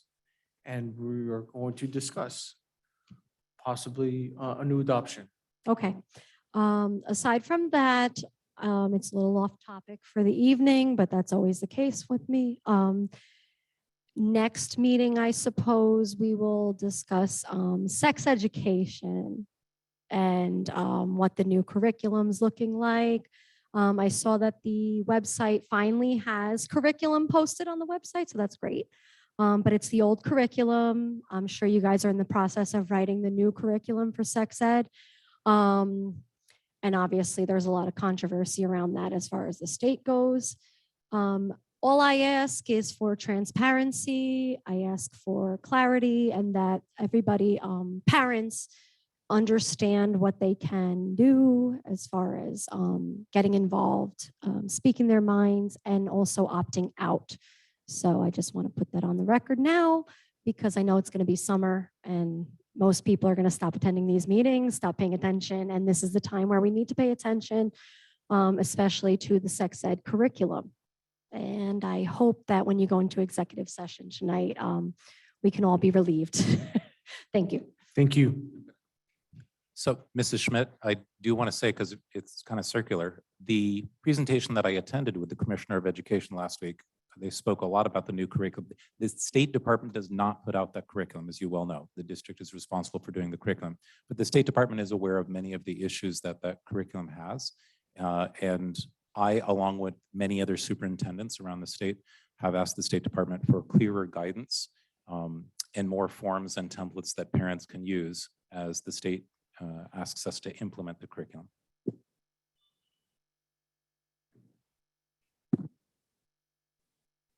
Good evening. Good evening, sir. Thank you, President Fernandez. We on there? Can you hear me? Yeah, okay. At DeSantis, 15 Homestead Place, Ridgefield Park. I just want to step back a little bit and look at the big picture with the principal of the junior high school, the new position that's being put in place. Superintendent runs the district day to day. They make the fast decisions. They tell the board what they want to do. They sometimes ask their permission in advance, give them a heads up what they're going to do. And the board has the long game, like where things are going. So I would hope admittedly that all would think we need someone to take care of the 7th and 8th graders. I mean, Dave, you know, as I would do, people have been asking that for, I don't even know, long before we were around. And we tried a solution years ago that didn't fail, a referendum where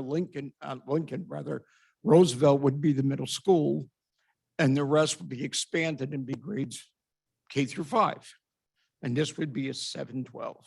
Didn't go through. So people still came regularly throughout the year to say, what can we do for our 7th and 8th graders? Let's just focus on the kids. So now this position's gone. We have a new position that Mrs. Theiman's going to in the fall for, again, to repeat what everybody said, a program that's not set up. I'm a little hoarse, sorry.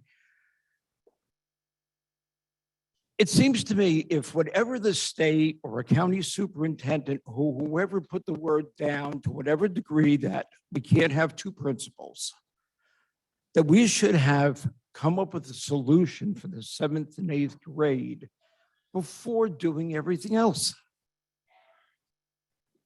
And we have an excellent candidate already in the position. We didn't advertise for the coordinator of the preschool. We don't have the funding yet, and our 7th and 8th graders still have a need. In the planning, in the overall big picture, why wouldn't Mrs. Theimann continue to do the good job she's doing? And I've never heard a word bad about it.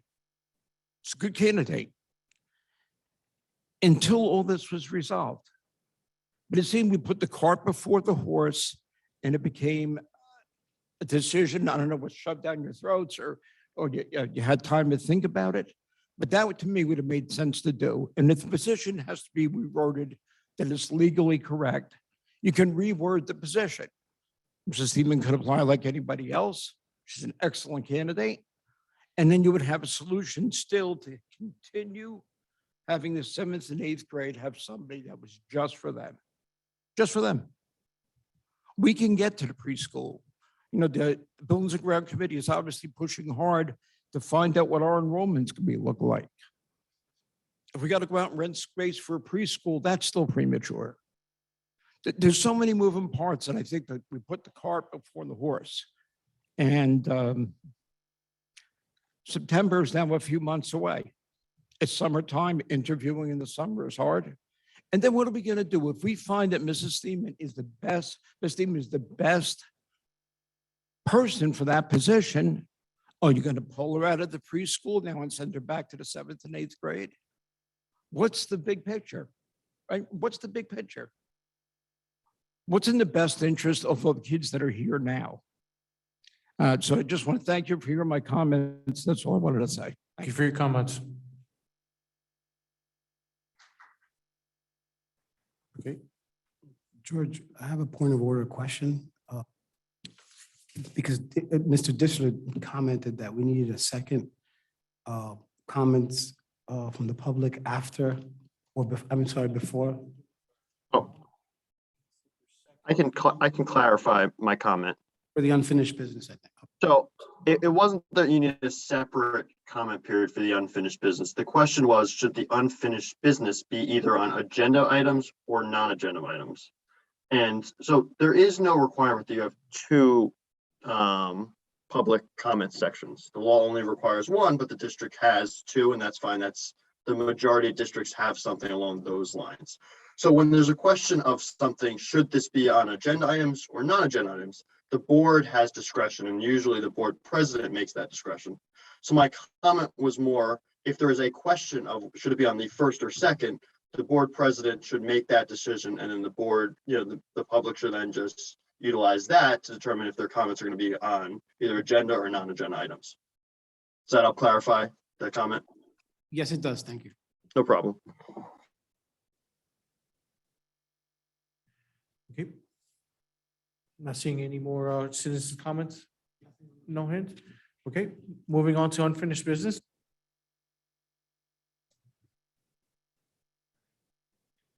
Nancy, was there anybody? Hands up?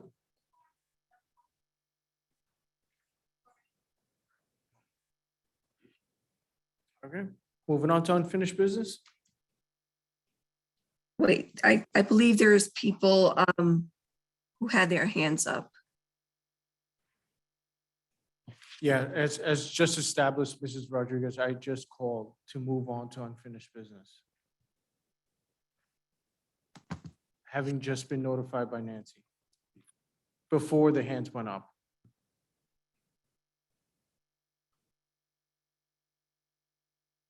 Moving on to unfinished business. At this time, Mr. Disler, if you could just give a little bit of a guidance on how to go about, I believe is making a ruling to a motion to untable. So if I understand the question correctly, at your last meeting, you tabled two motions. So procedurally, someone would need to make a motion either to table both of them together. That's probably the most convenient. So untable both of them, but also someone could make a motion to just table one at a time. So a board member make a motion to untable each motion. Someone would second it, the board would vote on it. And then once the motions are untabled, then they would be like any other agenda items. Someone would have to make a motion to move it, second it, and then you would vote accordingly. You would discuss and vote accordingly. Thank you so much for your clarification.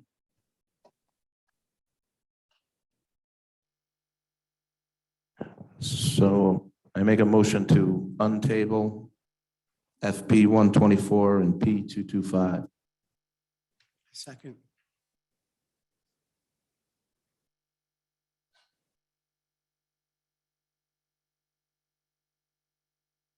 Let's go vote to untable FP 124 And 225. and 225. Mr. Verselli, Yes. Dr. Martinez, I still have serious concerns about this position, things that have been said before. I'm not going to repeat them. I think it's premature. I think we should let our consultant tell us what this position should look like and what this position should look like and what type of person should fill it.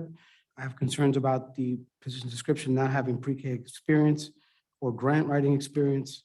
And I think in the long game, this is such an important position because we are building a lot of schools kind of run themselves with everybody being a professional in it, but this program we're building from the ground up. Not everybody's a fan of it. It's going to be under a microscope. And I think that we should, we might be ready for this position in December, in January, but I don't believe we're ready for it now. So I'm a no on both. Also, I'm a yes to untabling it. But at the time when I vote, you already know what I'm going to say. so I'm going to take a vote on untabling FP 124 and P 225. Mr. Verselli, I'll start over. Yes. Dr. Martinez? I'll just create this.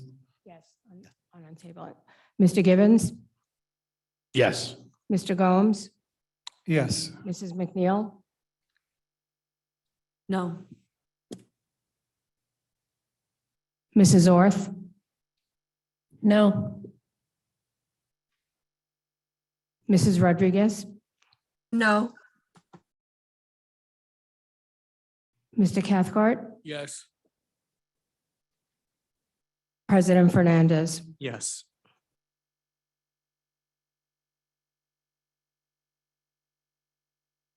That's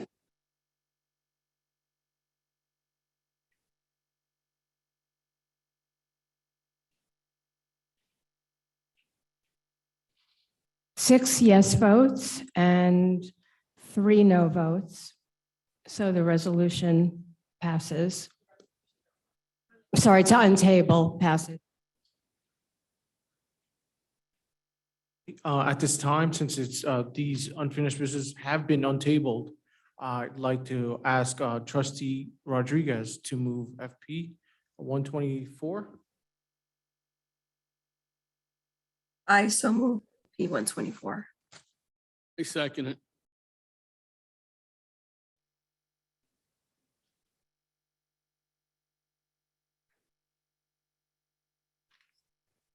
Yes, ma'am. Okay. Are there any questions on FP 124? Absolutely. I just want to make some statements on FP 124, following up on what Dr. Martinez said. I voted no on untabling because I think that this job description does need some work before we go ahead and approve it, if we are going to approve it. For tonight, I am also concerned that we are approving a position for pre-K that we have in the goals established would be paid completely by grant money. And we are going to go ahead, we're creating a position to be funded out of our general fund. This creates an additional direct report to the acting superintendent / director of curriculum, who's doing 2 jobs today and adding on another job. This is a premature position if we need it at all, based on some of the conversation that we've had and the other districts that we're modeling the program after. We recently approved a consultant for pre-K that has not begun to work and begun to lay out a plan for how we should get there. So I strongly urge my fellow trustees to vote no on FP 124.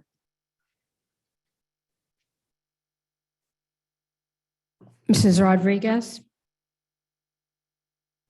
No.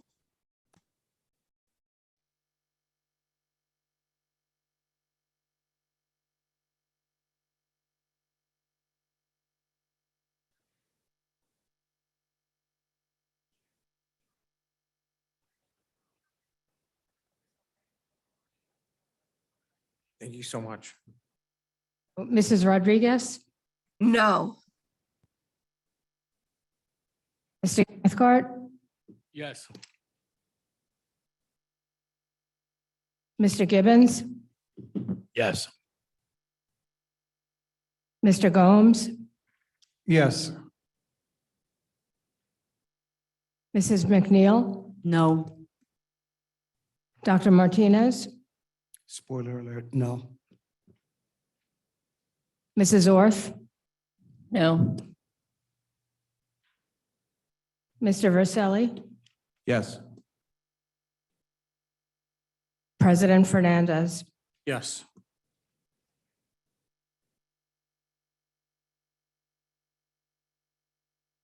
We've got 5 yes votes and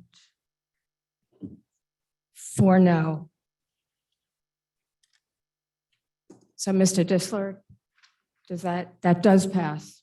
That does pass because the sending district representative would not have the lawful authority to vote on this. So a majority of the full board would be 5 members, in our opinion.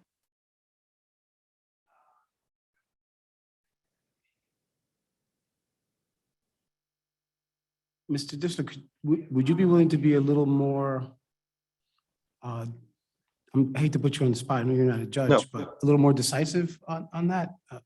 In what? So I said, in our opinion, the motion would pass. So in this type of vote, the sending district representative has no legal authority to vote because I understand this is a K-2 position, correct? And so therefore, the sending representative that sends individuals in only the junior, senior high school, so grades, I believe it's grades 8 through 12. This position's a K-2, so you'd have no lawful authority to vote on it. Therefore, a majority of the full legal board in this position would be 5 members, in our opinion. So on Isn't items, this a district-wide position? That's that's not my understanding, but if I'm incorrect, please let me know. Well, it reports directly to the superintendent, no?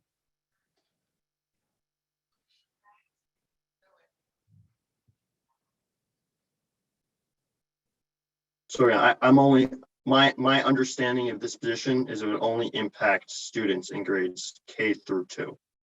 So if that's the case, that it would not impact any sending district students, then the sending district representative would not have the legal authority to vote on it.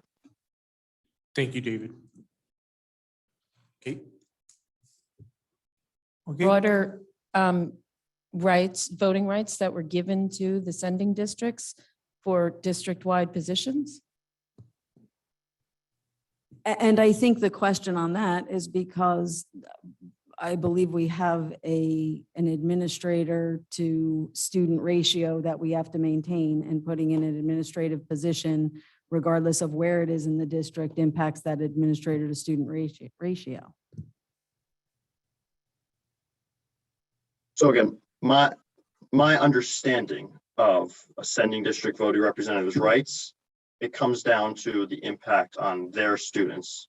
And again, this position, when we looked at it, seemed to be, it would not impact any sending district students per se.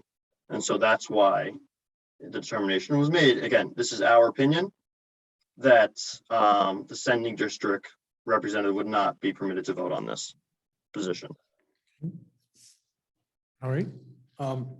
President Gibbons, Trustee Gibbons, can you move P 225, please? I'd like to move P 225 Second. and by Trustee MacNeill.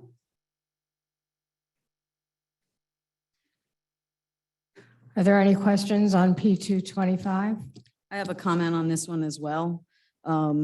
Same comments I had on the other. I don't think we should be approving anyone to go into this role. This is nothing specific to the candidate for the position, but to put someone in this position and begin paying a salary for a program that doesn't exist, I have a problem with. I would also add to that the creation of this position is so premature in that when this board voted to create the district goal of creating a pre-K, the very first order of business was to put in an action plan for all 3 goals, which was, to my knowledge, never delivered to the board for any of the goals. So to start working towards any of the goal without a plan will lead us into a very bad place.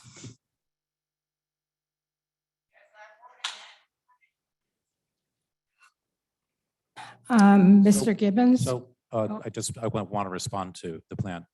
Judy Wilson came in the summer and provided 2 board workshops in which the board adopted those goals. She came back, I believe, in November and December. It was November. She came back 3 times, once each to work with each of these subcommittees for each of those goals. And out of those, each subcommittee created plans, action plans with bulleted items and steps. And the action plan that supported this goal was then presented at the February board meeting. That was part of the presentation in February, was part of the action plan that met that goal under Judy Wilson's guidance. That was a presentation. That wasn't an action plan. As I said, it was part of the action plan. It was a bulleted item that belonged under the action plan. Mr. Gibbons? Yes. Mrs. MacNeill? No. Mr. Gomes? Yes. Dr. Martinez? No. Mrs. Orth? No.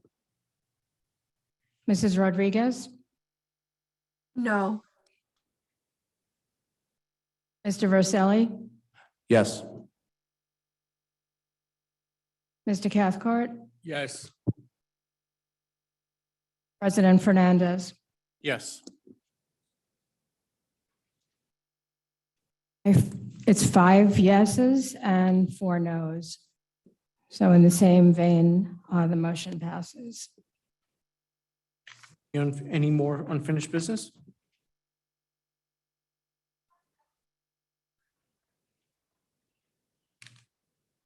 I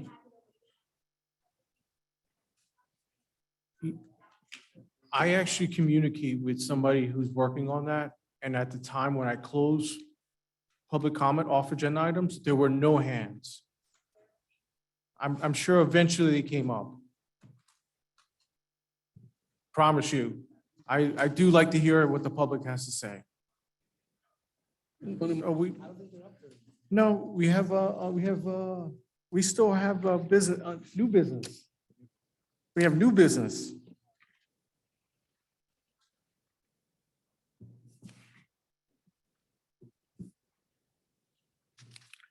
Trustee Rodriguez, if you can move. I so move FP 248. Second.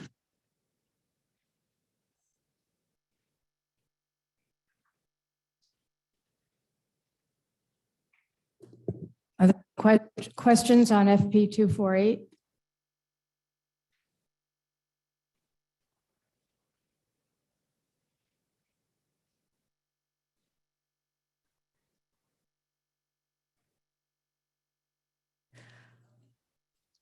Okay, Mrs. Rodriguez, Yes. Mr. Cathcart? Yes. Mr. Gibbons, Yes. Mr. Gomes, Yes. Dr. Martinez, Mrs. Orth? Yes. Oh, I'm sorry, Mrs. MacNeill, Yes. Mr. Verselli, Yes. and President Fernandez. Yes. Trustee Gibbons, can you please move a new business for personnel? Just give me. For. Is working. P 248 to P 253. Second. So move. Are there any questions on P 248 to P 253? Seeing none, Mr. Gibbons, Yes. Mr. Cathcart, Yes. Mr. Gomes, Yes. Mrs. MacNeill, Yes. Dr. Martinez, Yes. Mrs. Orth, Yes.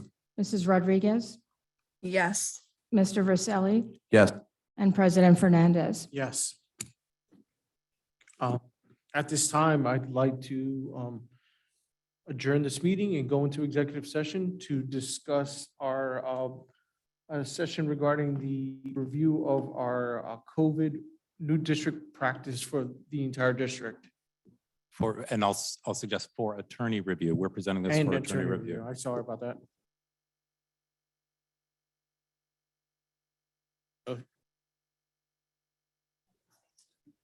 I was gonna say, do we need a motion to close? Do we need a motion to close? You would need a motion to go into Motion to go into executive. session. Second. I'll second that.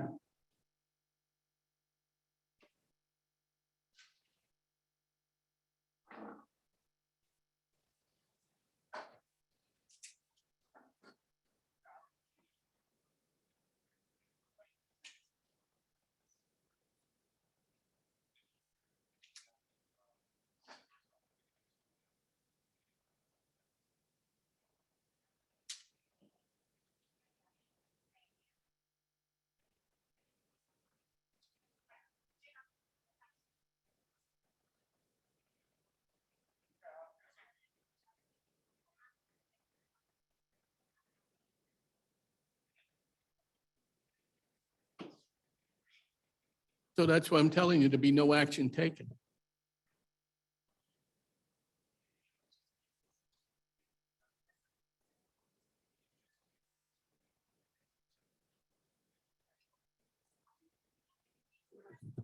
Wayne, David, Berlinda. So we're closing the open public session. We're ending this webinar. We'd invite you back to the executive session, which is the original link that we used for the executive session, that Zoom meeting. Okay,